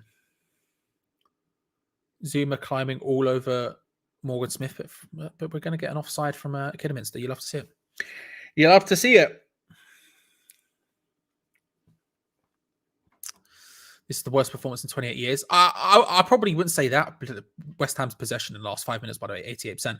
I wouldn't say that much. I mean, when we went out to Nottingham Forest under Allardyce, for example, we've had some god-awful performances, but Kidderminster 100% deserve the lead right now. 100,000% deserve the lead right now. I'm not sure about extra time. There's definitely no replays, but I'm not sure about extra time. I think there might be, yes. But chat, can someone confirm for me, is there extra time in this game or does it just go straight to pens? By the way, we're at 209 likes. Thank you very much, everyone. We're at 209 likes, which usually in a game like this, we don't get that many. So thank you very much. 300's the goal. 300's the dream, but I appreciate it. I just checked, expecting it to be significantly lower. So thanks, shout. Morgan Smith, as Kidderminster stream forward. Good ball into the feet of Sam Austin. Tries to take on Kurt Zuma. He plays it out wide to Hemmings instead. It's good defended by Kurt Zuma there. Just stood him up. Just asked questions to Sam Austin. He didn't want to answer. He went, am I going to take this boy on? Kurt Zuma went, go on. Then he went, I'm not going to take this boy on. And I like that. But they're just making it very difficult and awkward, Kidderminster, right now. They're not attacking with the sort of ruthless flair, let's go with, they were in the first half, but they're still doing very well right now. They're still doing very well indeed. As I say that, it was a poor pass with a watch-along curse, but they are doing well. Ryan Fredericks ends up doing well to find Souček, who tries to just spread it forward towards Yarmolenko, who the ball to him wasn't really good enough to do anything with, to be fair. Kidderminster come away with it. Not over yet. That's what I like. Come on, Ben. That's what I like to see, mate.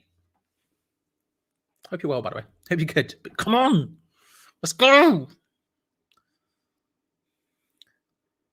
Hemmings, and it's a good block in the end by Ben Rama.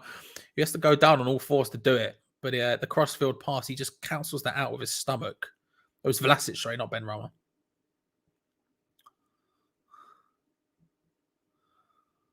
West Ham have all of their a lot of their big boys on right now. Kidderminster get play on there as they counter-attack. Morgan Smith tries to take on... He tried to take on Dawson and Souček, couldn't quite find the space. He does find Sterling, who tries to wiggle through. Beautiful tackle by Potato Salad.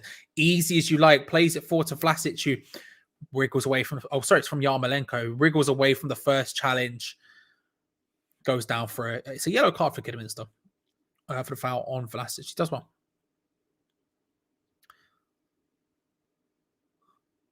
It was Cameron who took him down. This is basically our Prem sidebar 2 or 3. Yeah, I know. It's mad, isn't it? It's mad, isn't it? I mean, I'm looking at the bench here, right? Out of all of those people, the only people you could bring on who are like Fornals and KIDWHU, and that's probably it at that point. Obviously, Antonio, who doesn't exist whenever we vibe. So Montrose coming on for Carrington in defensive midfield for Kidderminster as they make their first sub. Montrose used to play for Wigan, says the commentator. Don't know much about him.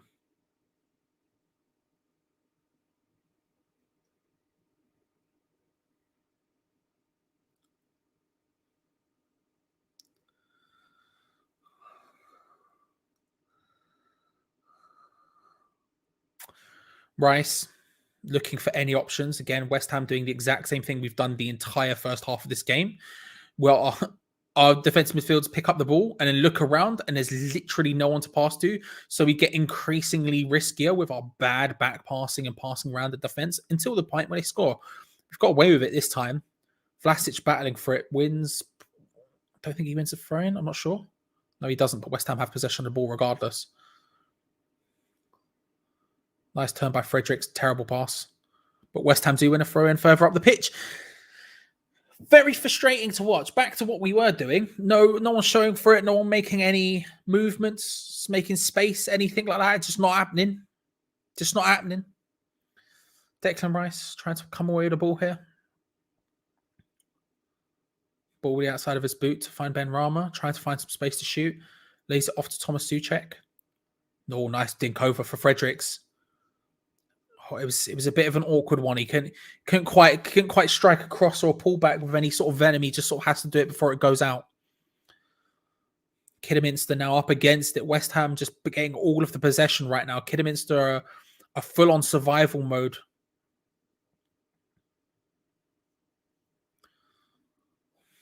They are holding on very well, it should be said. Holding on sounds like they're struggling.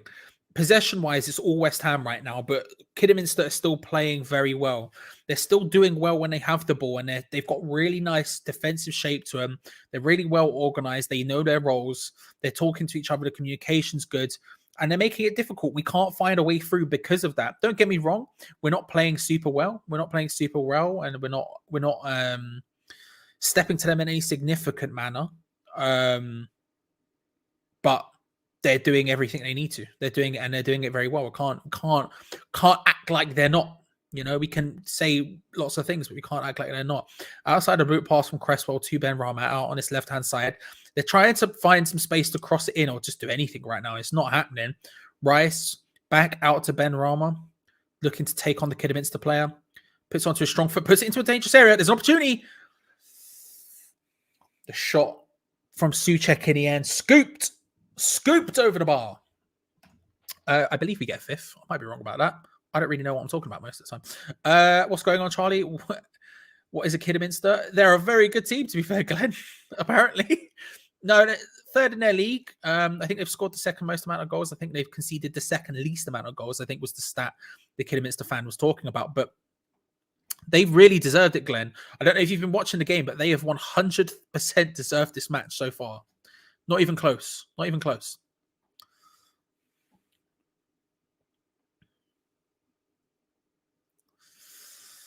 Don't want extra time. Would give us an excuse of being tired if we lose to Watford. Yeah, I really don't want extra time, which is annoying because at this point, if we're to get anything from this game, it's looking more and more likely like it would have to be an extra time situation. But I really don't want that at all. At all. Vlasic trying to find his way in. A little bit ahead of Cresswell, but manages to keep it calm. Cresswell out to Ben Rama. Cresswell's there next to him. He instead tries to take it past the player. Well defended, to be fair. Out to Declan Rice, who's going to hit it from range. So there's no point in me talking about it because it's not going to happen.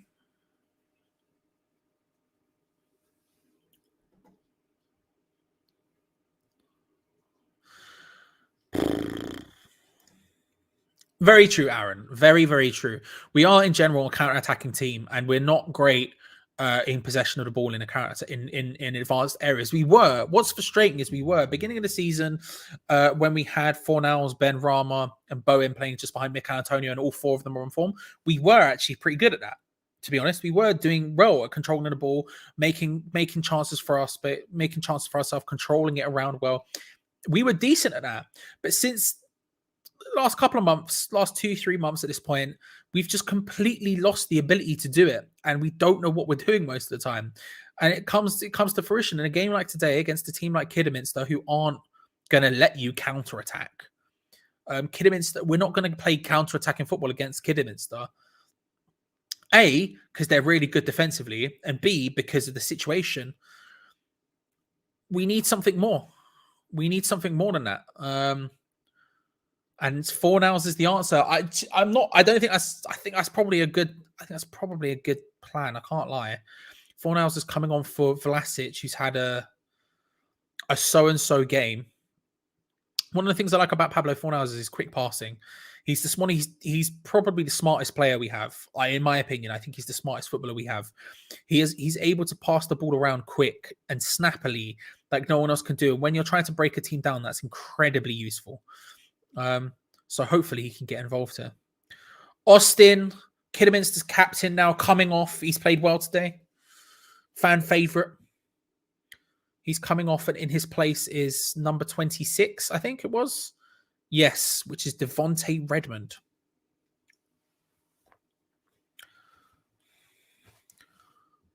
On loan from Wrexham. Big opportunity. Big opportunity.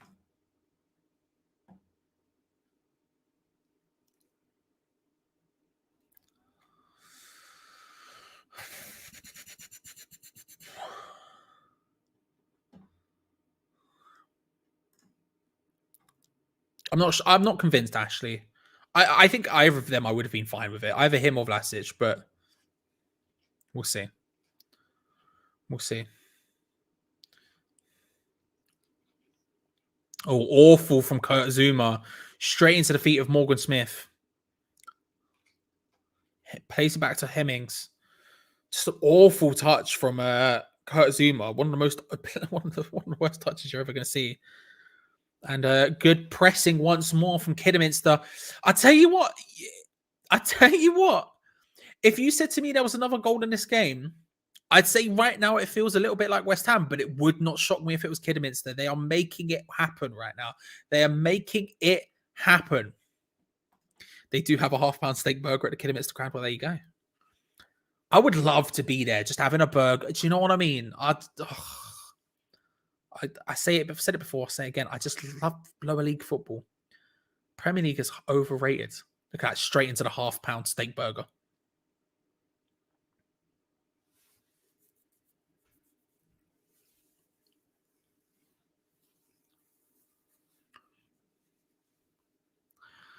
Nice pass from Ben Rama and slots it into the path of Yarmolenko. Does Thomas Souček. Ben Rama on the overlap. Finds him. Underlap. Pulls it back. Good attacking from West Ham here. Finally, some attacking intent. Good step from Yarmolenko, trying to find a little bit of space. Does. Ball in. Dangerous. Throw in. Claims for a handball in the process from West Ham fans. I disagree. I don't think that one was it. Yarmolenko takes the throw quickly. Aaron Cresswell's there, as is Ben Rama. West Ham showing a little bit more energy now. Showing a little bit more energy. Yarmolenko trying to find anything. No one giving him any options whatsoever. Rice out to Cresswell. Just move into space, people. Cresswell short to Ben Rama. Awkward and not that good from West Ham, but they do win a throw in a very dangerous area. Kidderminster deep in their own half right now, deep in the area, holding true. This feels like West Ham, but we've been holding up against bigger teams than us. They're doing absolutely brilliantly, Kidderminster here. Fully deserve it. Ben Rama lays it short into the feet of Rice. Tries to clip it across for Ryan Fredericks, who nods it back towards Yarmolenko, controlled.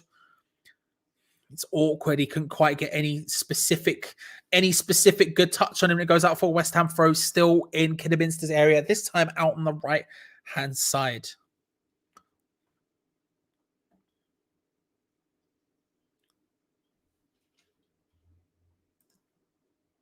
Nah, we've brought on all the big players and that's it. We are playing better. We are playing better now. Ben Rama takes it past one. Looks to try and shoot. Tries to clip it in instead. Headed away. Rice plays it out wide.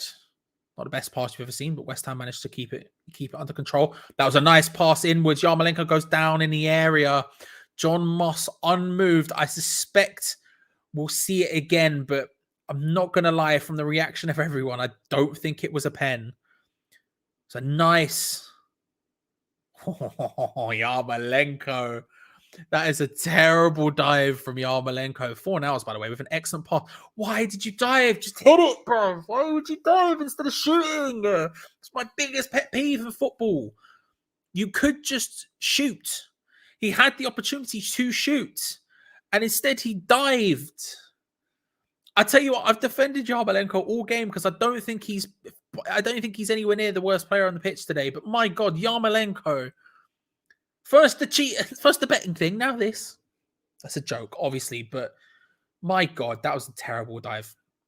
And now Kidderminster have a corner up the other end of the pitch. 8 minutes plus stoppage time for West Ham to get into this. Kidderminster 1, West Ham United 0. Kidderminster with the corner from their left-hand side.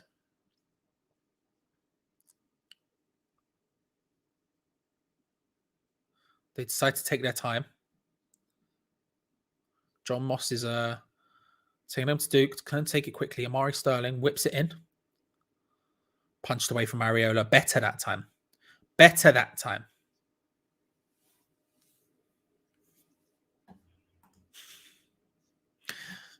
You know. You can't knock effort. That's what I'd say.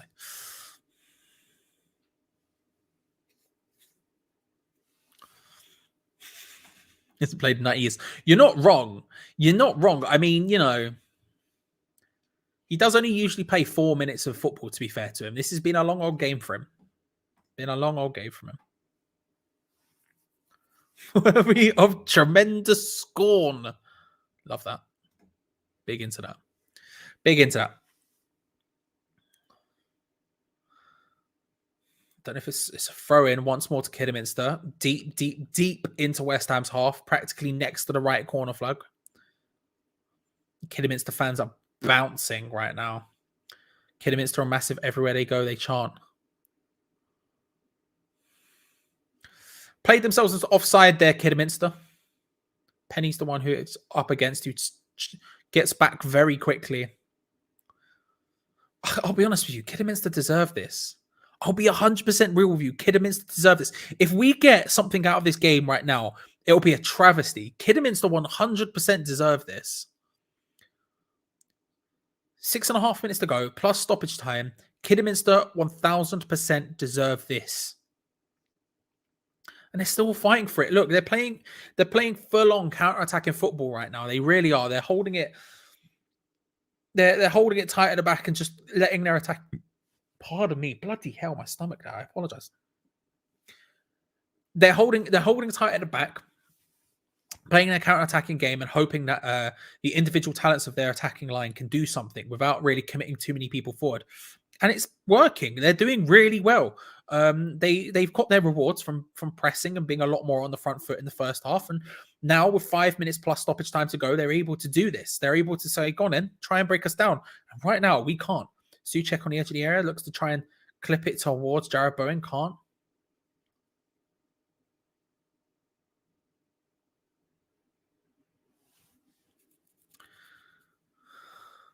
Free kick.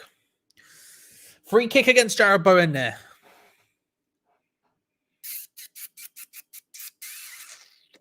Will's asking, has someone else touched the ball yet? I honestly don't know.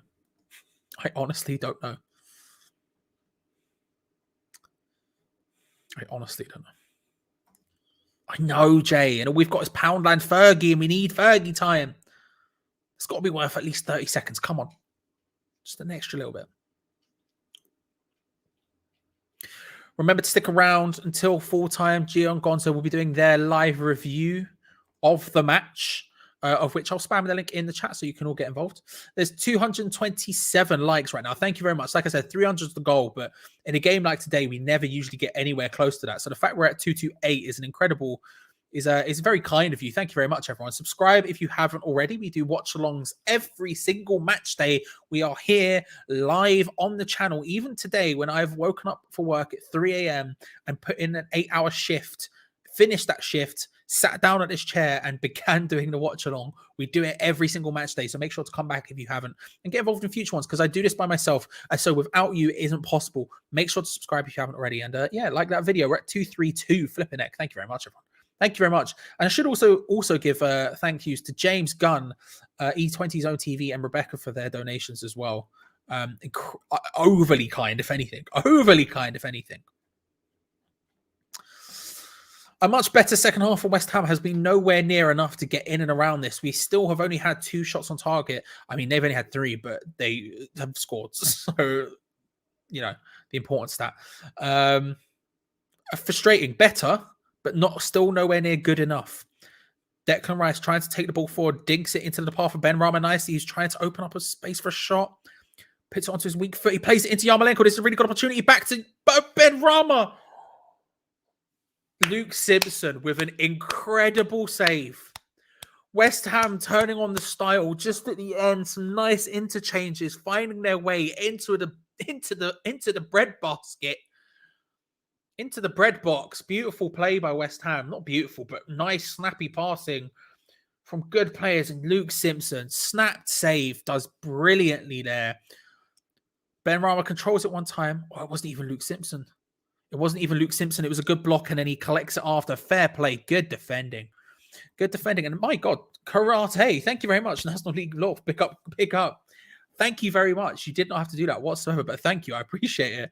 And yeah, I know, right? Just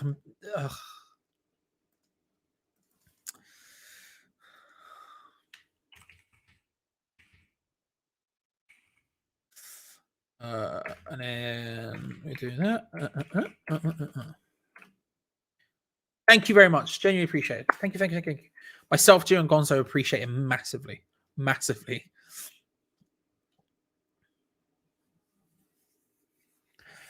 2 minutes plus stoppage time. A goal would take us into extra time.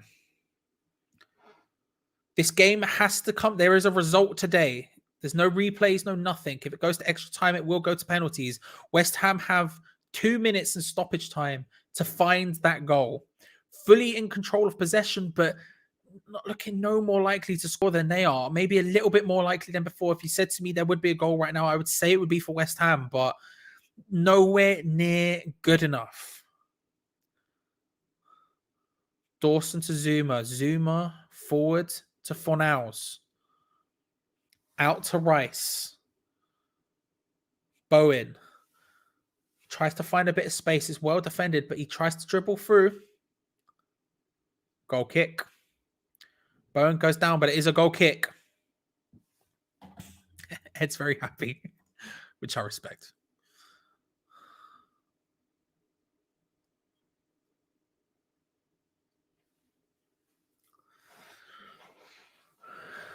One minute plus stoppage time to go. 1 minute plus stoppage time to go.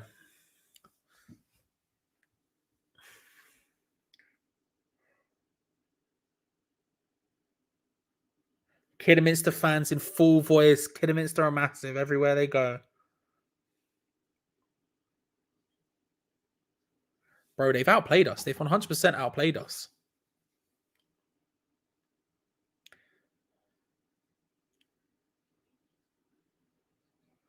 Played short to Ben Rama out on the left-hand side. Fornals with the overlap, Cresswell with the underlap. Neither can be found. Ben Rama can't find anything right now. Ben Rama controlling it, whips it in, headed away. Rice on the edge of the area, lays it short outwards to Yarmolenko. Trying to find space onto his strong foot to do anything with it. Rice punts it into the box. Souček can't get his head on it. Cresswell's there. Lays it short. Pablo Fornals on the overlap. Aaron Cresswell pulls it into the box, pulls it back, bounces around and cleared away well by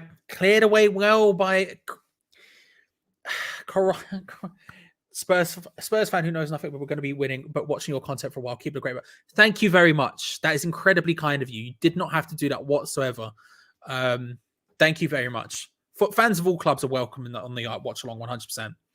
Played into Declan Rice inside the area, puts it onto a strong foot. Declan Rice hits it, finishes it. Declan Rice. Oh my God, he's saved us.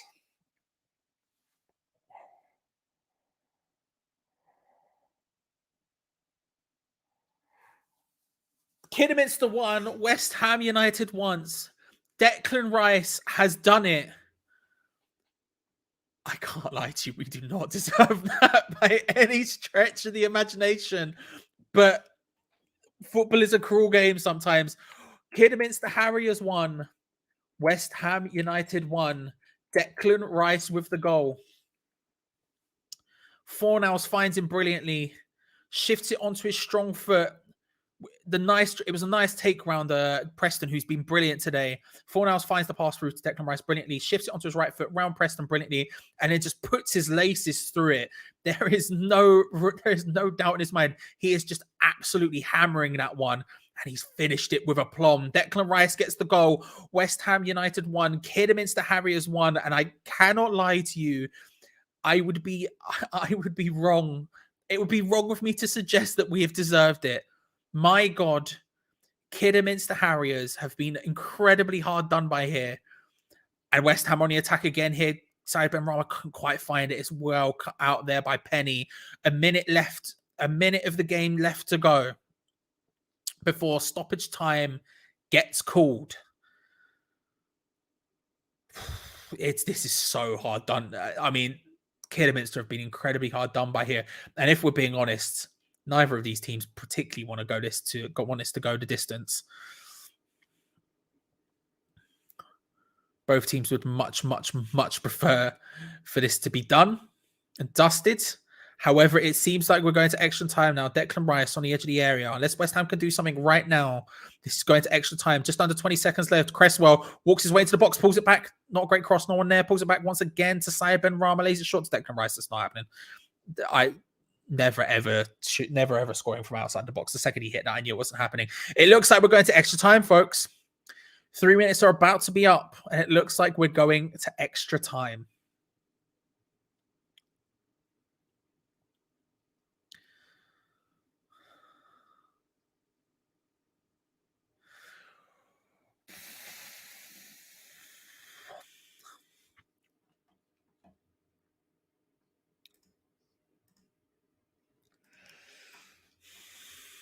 Simpson to take the goal kick. Boot. And there is the full-time whistle. It's going the distance. It's going extra time. Something neither of us wanted. Something neither of us probably needed. And we don't have a choice. Declan Rice saving our bacon, if we're being perfectly honest. My God. My God.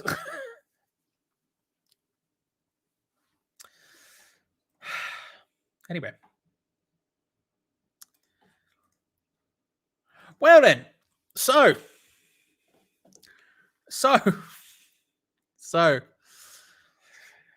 Half an hour more. At least of this to go. There needs to be a result today. Extra time and penalties is where we're going. Here at the is it the Aggro, is that what it's called? But here we are in Kidderminster. And I can't lie to you, I don't think we've deserved it. I don't think we've deserved it. Chuck, as Chuck says here, did we deserve to get out of jail? Definitely not. I don't think we have. Declan Rice saving our bacon. We really a rough game for West Ham United. A first half where we were practically pointless. Second half much better, but still I felt like Kidderminster Harriers were significantly better. We don't have any subs to make, nothing like that. We've done all 5. We had all the boys out. It took everything we had in order to beat, well, in order to break down this Kidderminster side to get a goal. Declan Rice is the one who gets it. And now half an hour left. There's been no doubts that Kidderminster have wanted this more. They have outran West Ham. They have outworked West Ham from the get-go. At no point have they put in less of a shift. And for the entire first half, Kidderminster also outplayed West Ham quite comfortably and quite easily. Outplaying West Ham like it was nothing. And for a lot of the second half, they've done exactly the same, but they have sat back in the second half. They have retreated into themselves. Now the question is, can they step up and do the opposite once more? How much energy have they got left in them? West Ham have obviously done all 5 substitutions. They've done a big swath of changes, bringing in all of their big boys who have had a little bit of time off. Rice, Souček, Fornals. These are all people who have come on, who have had breaks recently and not played. The energy you would suspect, at least from those players specifically, will still be there for West Ham. Can you say the same for Kidderminster? You know the belief is there. You know the want is there. But do they have the energy? That's the question that needs to be asked. With 30 minutes left of this game, extra time, and then if there hasn't been a goal or if there is still level, penalties. My God. I wouldn't blame Deck if he left in the summer. Moyes scared to bring in new players. This is what we've become. Kidderminster have deserved the result 100%. They really have. Give West Ham credit, lads. What spirit. Look, they significantly better second half and towards the end, completely in control of the game. But that was Kidderminster's to lose. You have to be it's Rice or nothing. Why did West Ham do this to us? I don't know. So here we go. Second half is about to get underway here. West Ham to get the team to get... Oh, no, it's the other way. Sorry, Kidderminster are going to take this game another way. No, they're going to take it. I thought they'd already done... Scratch all that. I thought they'd done the coin toss, and they hadn't. Sorry, man. Strongly agree. To be fair, strongly agree. Extra time. I should probably change this back to 0 so we could do 15-15. And it's going to be Kidderminster to kick off the first half. 15 minutes each way. Oh my God, the Kidderminster, the football we're using has KHFC on it just to prove that it's Kidderminster's. I just love lower league football so much. Okay, here we go. Extra time is underway. Come on, you Irons. Deploy the boys. Let's make it happen. Big plays. And hey, extra time to get some likes in 239. Thank you very much, everyone. Make sure to like the video if you haven't already and subscribe. Can we do it, ladies and gentlemen? Can we do it? The home crowd certainly quieter than they were. Yarmolenko just tried to flick it through to Fabio Fornals, who gives him the thumbs up. Didn't quite work out, but the idea was there. I don't know why we didn't start with Yarmolenko up sense. It just makes sense. Anyway, the home crowd have been silenced. A late, sickening equalizer from Declan Rice. You can see Simpson, the goalkeeper, shaking his head as well there. They've been brilliant today, Kidderminster. Home atmosphere has been incredible. They've been making it very, very difficult. Fornals does well. Whips it in. Yarmolenko almost getting the goal there. It's going to be a corner. Going to be the corner. They've been absolutely brilliant, Kidderminster, so far today. Both on the pitch and off the pitch, the fans have been brilliant, but now they are significantly quieter. Nerves are ringing out. The silence is telling. Corner for West Ham. Out on the right-hand side, put into a decent area. Headed away, but Jared Bowen picks it back up on this right-hand side. Declan Rice plays it back out towards Fornals. Rice is giving options, as is Bowen. He finds Bowen on the inside the area. Jinx one way, Jinx the other. Hits him with his weak foot. Wide. Good opportunity, but still. No, he's just so good. I cannot explain, Jeffrey, how good I think Pablo Fornals is. I think he's brilliant still. I can't lie, Jessica. I've been thinking about this since someone mentioned it in the chat, and then I saw it. I can't stop thinking about these half-pound steak burgers. I want one. Kidderminster. Are there any Kidderminster fans in chat? If there are, how are the burgers? Have you tried it? I want one. I want one. The atmosphere has completely died down now. You have to say this is West Ham's. You have to say this is West Ham's. Kidderminster have that sickening feeling of going down to their lowest point and having to pull themselves back up. West Ham just have to churn that continuous play. You have to say it has to be ours. No subs can be made for West Ham, which is annoying. I don't think there's any extra subs anyway in extra time. So no subs can be made by West Ham. So this is the 11, but late for once, Moyes' late subs are useful in that sense. Pretty fresh feet from Rice, Souček, Fornals. You know? But a good opportunity for Kidderminster now. They have a corner out on the right-hand side. Their first goal, of course, came from... Their first goal, of course, came from a set piece. That was a free kick near the corner flag. This is actually just a straight-up corner. Whipped in by Hemmings. And headed away. Headed away from by potato salad. A steak burger, or is it a steak sandwich? Isn't a burger just a hot sandwich? Burger. The words on the screen, on the board that they have on the side of the pitch was half-pound steak burger. Now, what does a steak burger look like? I don't know. Also, is it a type of sandwich? Yes and no. But yes, ultimately it comes under the sandwich bracket, but burgers are a different column. There you go. There you go.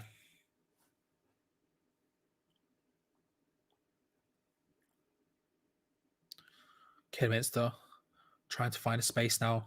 You can feel the nerves in the ground now. Played in. Oh, it's good control down, and Morgan Smith just a little bit of a slice there. Miss hits it, whips in.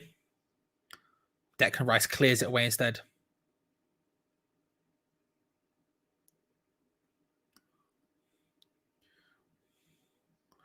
Montrose finds it inwards to Sterling, who hits it from range.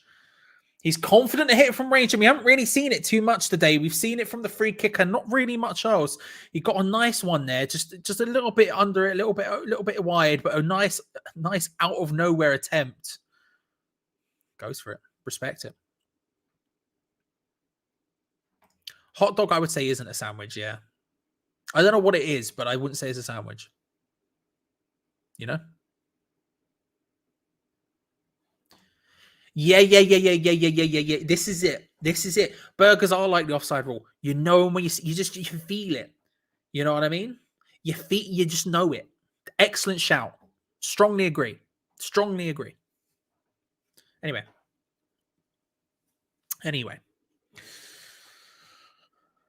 5 minutes gone. Third of the way through this first half of extra time. Cresswell looking to try and find a cross here. Lays it short instead. To Fornals, who drifts inside, plays it back through to Cresswell. Tries to play it into Ben Rama, couldn't quite find it. Pinged at his chest like wild. Morgan Smith, short. Back heeled away.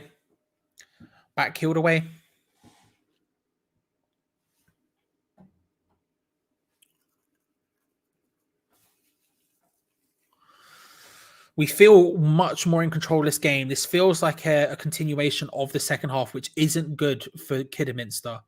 And not only does it feel like a continuation of the second half on the pitch, off the pitch is completely different.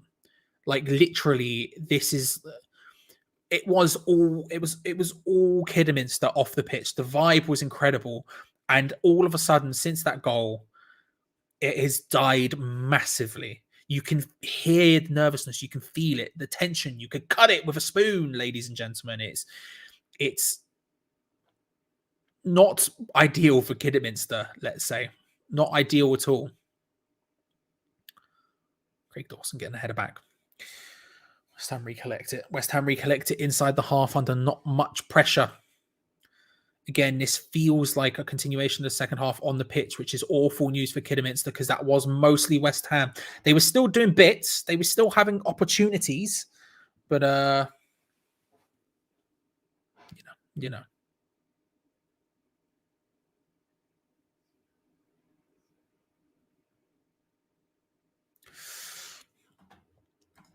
Pizza is just cheese on toast with extra toppings. Discuss. No, because the base is different. Toast for me is made by the bread.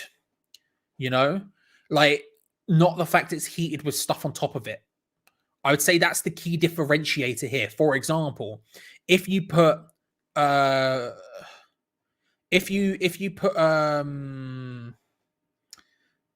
croissant in a toaster, you wouldn't say you're having toast.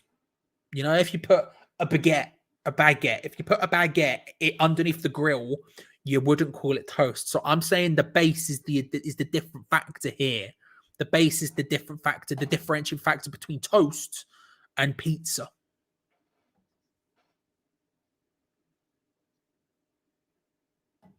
Lewis is coming through strong with a burger is a burger and a hot dog is a hot dog and a sandwich is a sandwich. That's how you tell the difference. I respect it. Don't know if I agree with it, but I respect it. You know what I mean? See, Thierry Henry agrees. The factor is the type of bread you see. Do you know what I mean? Do you know what I mean? Anyway, Yarmolenko plays it out wide. Ben Rama's there. Bowen's in this box. Bowen. Good defending. Good defending from Kidderminster. Just stopping that one from going anywhere near the goal. West Ham lose out. It's going to be a goal kick. Great defending there. Excellent defending. It was good play there. Yarmolenko gets the ball, plays it out wide to Ben Rama, who's steaming forward, pulls it across to Bowen, who does really nicely, but I don't know who it was who defended it. Maybe Montrose, but really nice defending. Richards is the person who gets the block. Fair play. Fair play.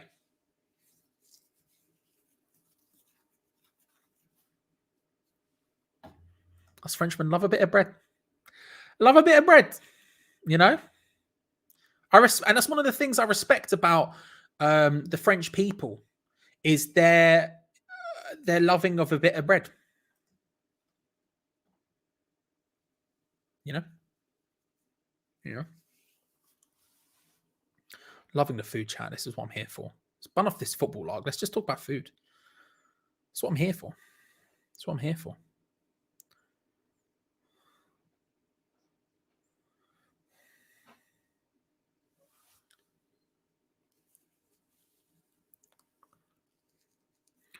About to make a sub, our Kidderminster. 2/3 of the way through the first half of stoppage time.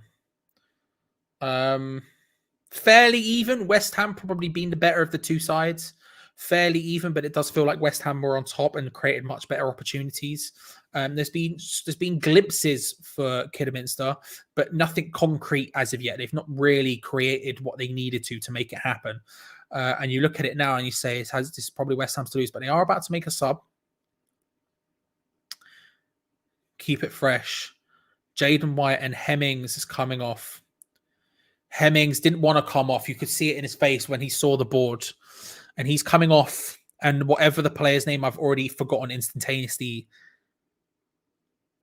he's coming on. Whoever it is. That should be a spin-off channel. I mean, you're not wrong.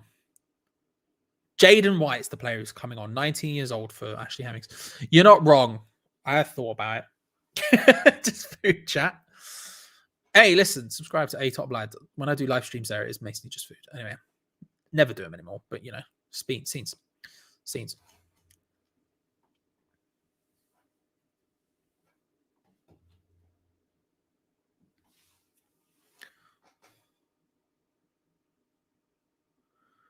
Bad clearance by Simpson. He's under pressure now.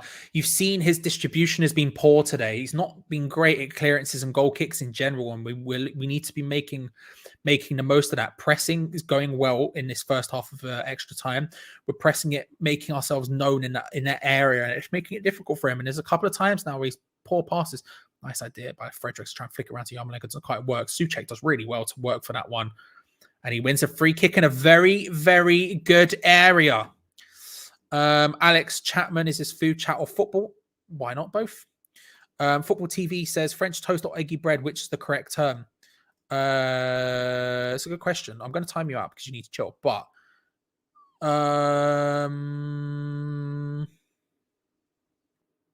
I would say eggy bread, but I don't know. I'm not learned enough. You know what I mean? I'm not learned enough. Football TV, by the way, you're welcome to come back in 5 minutes. Just stop spamming. But I'm not learned enough to know. Anyway, free kick in a very good area for West Ham. Oh, Simpson very angry. Cresswell, Ben Rama both standing over it. You would imagine Cresswell hits it. He does. Oh, not bad effort. There was a moment there where I thought it was happening. It didn't quite work out. It was whipped in. Lots of swaz on that one from Aaron Cresswell, but not quite there. Not quite there. Corner taken quickly. Up and over. It is eggy bread. Thank you. I'll back that. Egg cress sandwich, boring or banging? Never had one, so I can't speak to it. What I would say is I would avoid them like the plague, but I can never speak to that fact. I didn't time him out because of the egg bread. I'm fine with the egg bread chat. It was the spam that I timed Football TV out for. And as I said, Football TV, if you're watching, more than welcome to come back. Just chill. I would have seen it eventually.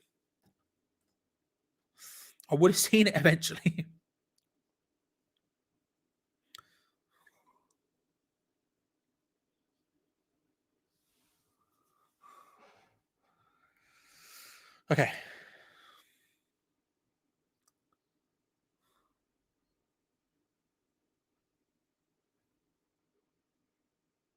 Throw in to Kidderminster.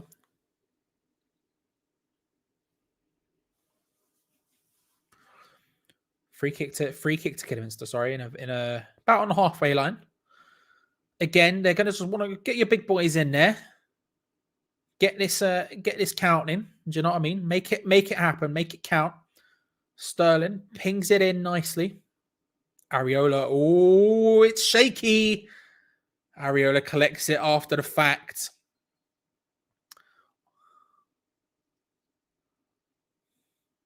Stopped for head injury, but there was a bloody hell. Ladies and gentlemen, not comfortable at all. Pinged forward. Areola can't get his hands on it as Zuma's down. Someone else is down. Areola collects it on the second attempt off of Morgan Smith, who was already down. He's down. Just everyone's down. All right.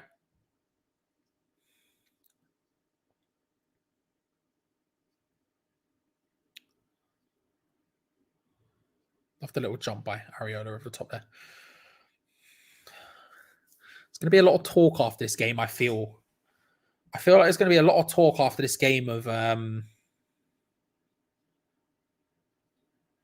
feel like there's going to be a lot of talk after this game of Areola's performance. Half time in extra time. And just as Kidderminster was starting to get more into the chanting and whatnot, it goes back to half time. No goals scored. Still remains 1-1. Stress. I personally do, yes. I think, as I was saying, I think there's going to be a lot of talk about his performance today in terms of I think his distribution has been fine, but I think there's been a lot of flapping. People will probably use that word a lot, flapping. And it has been notable today more than it usually is. He does come out and claim stuff a lot, but usually he's incredibly good. Usually he's very certain about it. Today there's been not a lot. And so for me, I really like him. I would keep him. And Jesus Christ, no. I don't want Randolph at this football club, but still. 15 minutes to go. How do we feel? Is it going to happen? Are we seeing penalties? Are we seeing a late extra time winner? What are we saying, people? Is it going to happen? I feel like if it's going to happen for one team, it's going to be us, although the last 5 minutes of that half, they certainly were making it count. They certainly were making it a lot more difficult. The ref blows his whistle as they reform for this second half. Chelsea have gone 2-1 up in extra time against Plymouth. They've also gone to extra time. Scenes. We'll lose this penalties because we don't have Adrian. Nothing in this chat beats the lovely chicken fatigue masala. Listen, never had one, but I can respect it. Bowen late winner. Ariola has been dire. We'll lose this on penalties. I do like a good masala. Need a late winner. I think it would serve the whole team and board right if they lost this one. Really embarrassing. Not fair. Ed's coming through strong with some opinions. At least to take some pressure off Fabianski. I mean, I guess, Evan. I guess. Are they playing Boulevard of Broken Dreams? Yeah. It's just fitting. West Ham will get this second half underway. It'll be Andrei Yarmolenko to do it. We're seeing another sub from Kidderminster.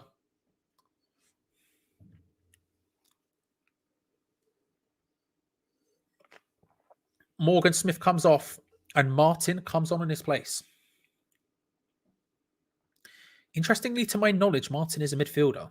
So we'll see how that affects. We'll see exactly how that affects their play. But as far as I'm aware, Martin is a defensive midfielder. I could be wrong about that. 21 years old, Kazan Martin. We get underway. And here we go. Come on, you Irons. Deploy the boys once more for the last time today, potentially. 15 minutes to play. 15 minutes to play, and we'll see where this ends up. Both teams looking tired at this point. The crowd sounding tired at this point. This is going to be more about fitness, it feels like, than anything else. Cresswell finds Declan Rice really well inside the box. There was a moment where it looked like a good cross could have happened. It doesn't quite work out. Plays it back out to Ben Rama. Cresswell. Crossing wasn't great. On the edge of the area, Fornell strikes it. It deflects off of Kidderminster. Hits it a second time. Deflects off a second Kidderminster player. West Ham maintain possession of the ball. Fredericks out on the right-hand side to Bowen. Just on the edge of the area. Finds Fornell. Digs it back over the top of Bowen. Wants to hook it back across. It's a little bit awkward. There's no one there well enough. But a poor clearance from Kidderminster when they had a lot of time on their hands means that West Ham regain possession of the ball. Once more, Ben Rama out on this left-hand side. The play is quick now. The cross is not, though. Poor cross. Souček collects it on the opposite side of the pitch. Tries to cut it back across. Kidderminster do well to win a throw-in in a deep area to just try and let go of a little bit of stress there. West Ham opening minute of the half, just putting it on them. Get a nice calm getaway. Football TV, good to see you back. Don't spam. You've already put it in 3 times. I respect it. Yeah. I can't speak to the Chelsea thing. Obviously, I haven't been watching their game, so I can't speak to anything. All I'll say is I think Chilwell and Reece James are maybe the best fullback pairing in the league. That's my personal opinion, but we'll see.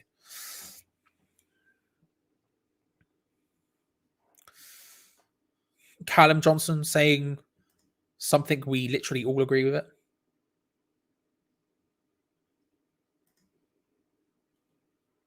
Tell me something I don't know. Yeah, man. Yeah. I respect it. What is it? I'm not sure, but I respect it. I can tell you that much. Jalen White looking for a ping over the top to Sterling. Couldn't quite find it.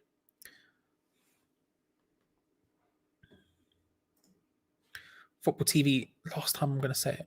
I beg. Nah, okay. All right, we're cool.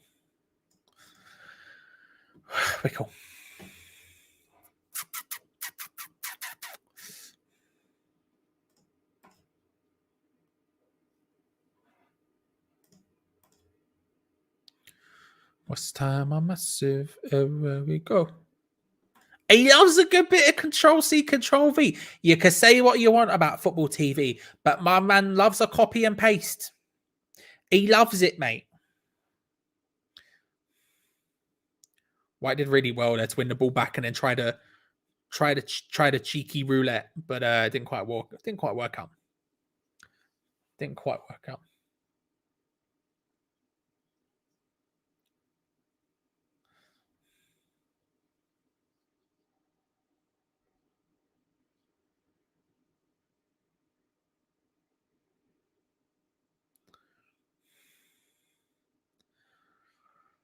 Souček does well. Benrahma can't quite got any end of the pass, and it happens. To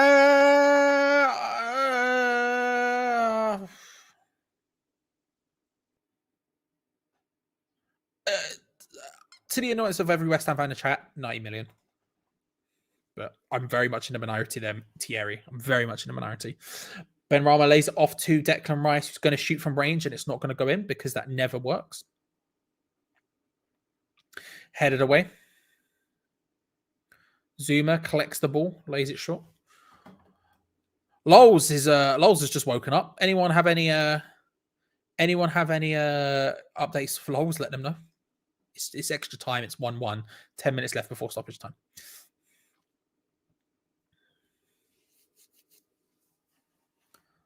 Laid short to Thomas Souček. Tries to dink it in.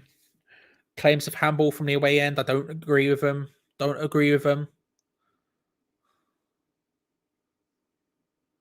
Yarmolenko trying to find a way into the box. They're defending really well here, Kidderminster. He does well, Yarmolenko, to find Jared Bowen, who turns into trouble for some reason. Like, there was no reason he needed to do that, but he does. But he does brilliantly to win the ball back. Tries to play it across, looking for Souček, potentially can't quite get there. Fornals. Benrahma, Kidderminster just can't do anything as of yet. That's a really nice pass into the path of Yarmolenko, who hits it. It's in the back of the net, but I feel like it's definitely offside, and it is. It is. Jared Bowen had the ball in the net for a second. It felt like it might have happened, but it did look incredibly sus. It did look incredibly sus. If it was Yarmolenko, then there may be a hint onside about it, but if it was Bowen, it wasn't. Yarmolenko comes across the front line. I think he's just offside. And the ball across. It's offside. Regardless, it's offside. Shame. But West Ham are knocking on the door. Kidderminster. Bajrami coming off. The centre back. Good game, to be fair.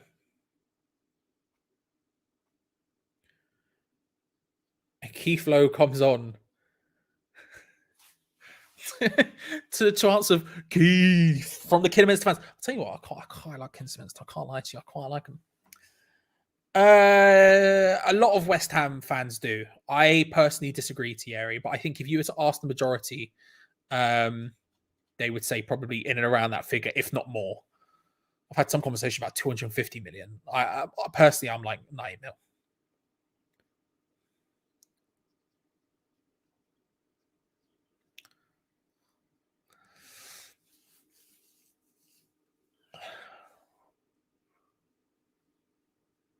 Kurt Zuma's down. He is screaming. I'm not sure why. He's obviously just come back from injury, so that's not good. Oh, he trod on the ball with his left foot, loses all of his balance. He comes down really awkwardly on his right foot. He's obviously just come back from injury, a very big injury.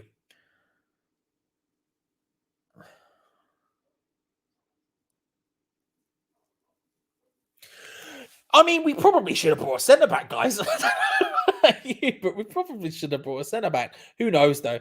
Not me, clearly. Not me, clearly.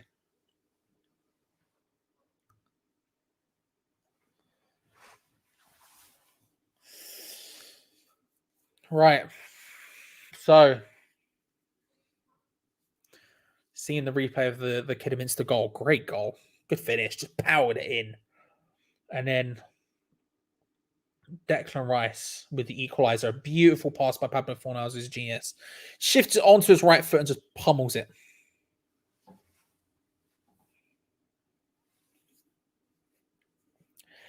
Kidderminster fans regaining their voice now. Regaining confidence that there may be something left for them in this, if not penalties.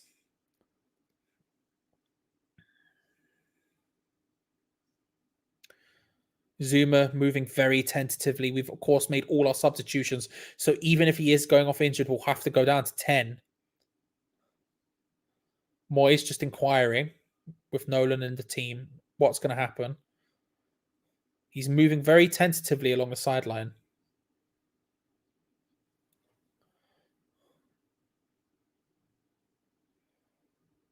That was a very fun stat there from the commentator. We've played 113 minutes of this tie so far, and there's 113 places between West Ham and Kidderminster. Don't you just love to see it? Don't you just love to see it? Zuma, who's now come back on, wobbling still. Declan Rice with an awkward pass goes out for a throw in to Kidderminster.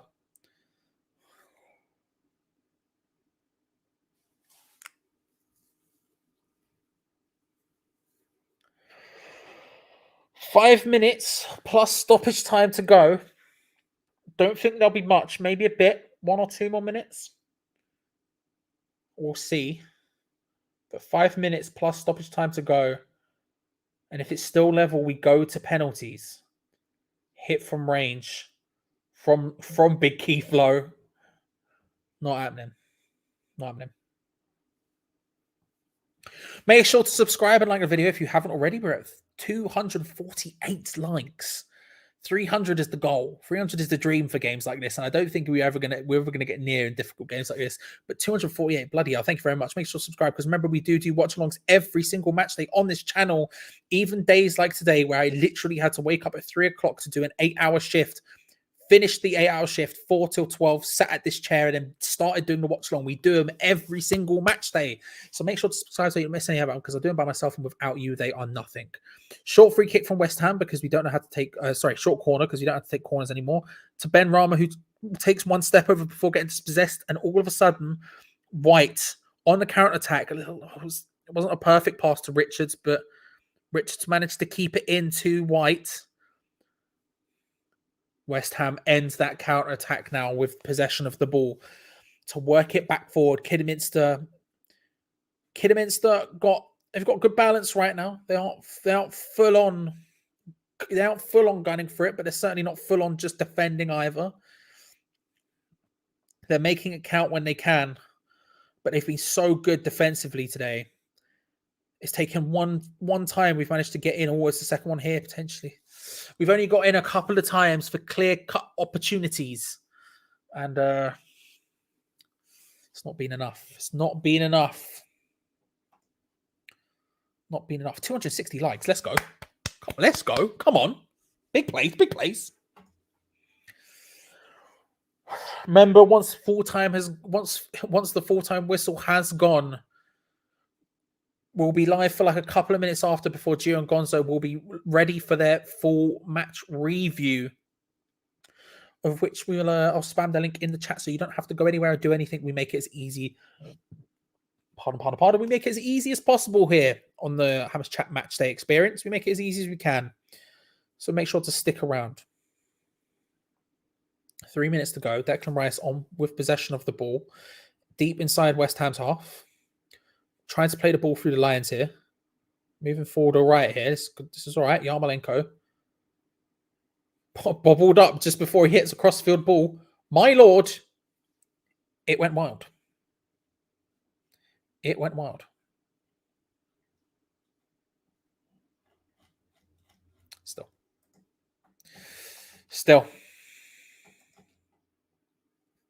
Did I just see 276? 276 likes. Can we get to 300? Is this actually going to happen? Because my God, without extra time, there was zero chance, but we got incredibly close. My God, my Lord.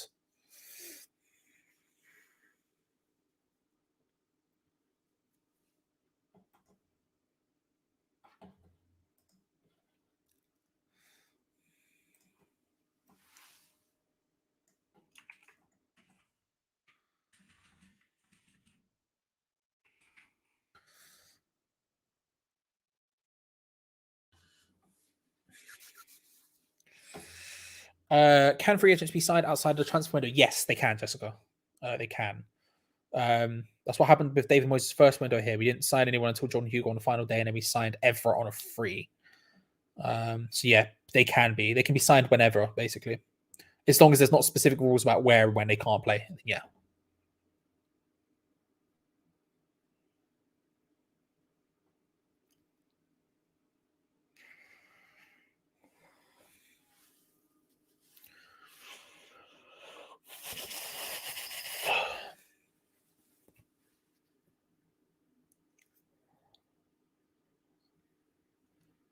A minute and a bit to go.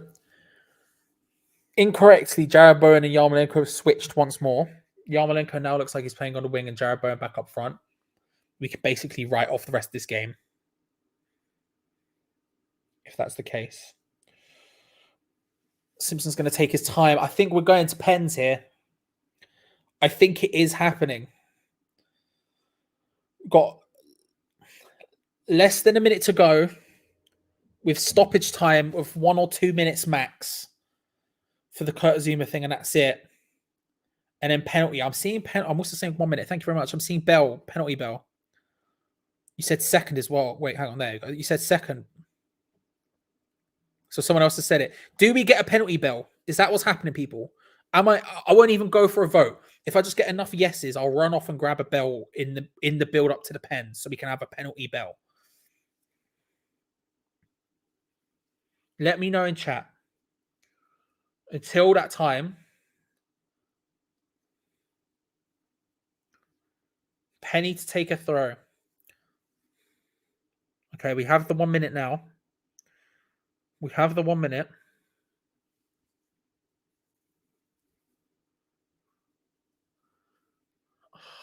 Ben Rama. I'm not going to lie to you. I'm a bit concerned about penalties. I'm a bit concerned. I mean, like, realistically, we should be good enough to do it. We've got Souček, Rice, some good enough players to do it. Cresswell with big hoof up the pitch, but it's still scary. You know what I mean? Ben Rama. He's a shot to Cresswell in a good position. Fornals, Yarmolenko. Fredericks on the overlap. Yarmolenko cuts inside, hits it. Off. It's... Oh! It's offside. No, it's in. It's gone. Well, scratch the conversation about bells. West Ham United 2. Kidderminster Harriers 1. The last... It literally couldn't have been later. I cannot stress how little Kidderminster Harriers have deserved what have just happened to them. Far the better team for the 90 minutes. And then Declan Rice right at the death in stoppage time of the end of regular time. Declan Rice gets the goal. Yarmolenko hits it. Bowen flicks on Cresswell, who's onside, and then Bowen onside a second time. Declan Rice with the equaliser in stoppage time of regular time. Completely undeserved for West Ham, and yet they did it. And then at about 30 minutes and 50 seconds of a 30 minutes plus 1 stoppage time in extra time, Jared Bowen gets the goal. West Ham United 2, Kidderminster Harriers 1. And I cannot stress to you how little Kidderminster Harriers have deserved that. They have been the better team. My God. Oh, my God.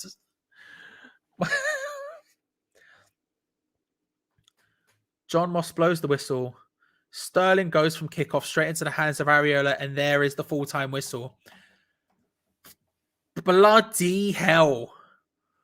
286 likes. We almost hit 300, by the way. We've almost hit 300. Quick, spam it now. Go. My God. What an end to that game.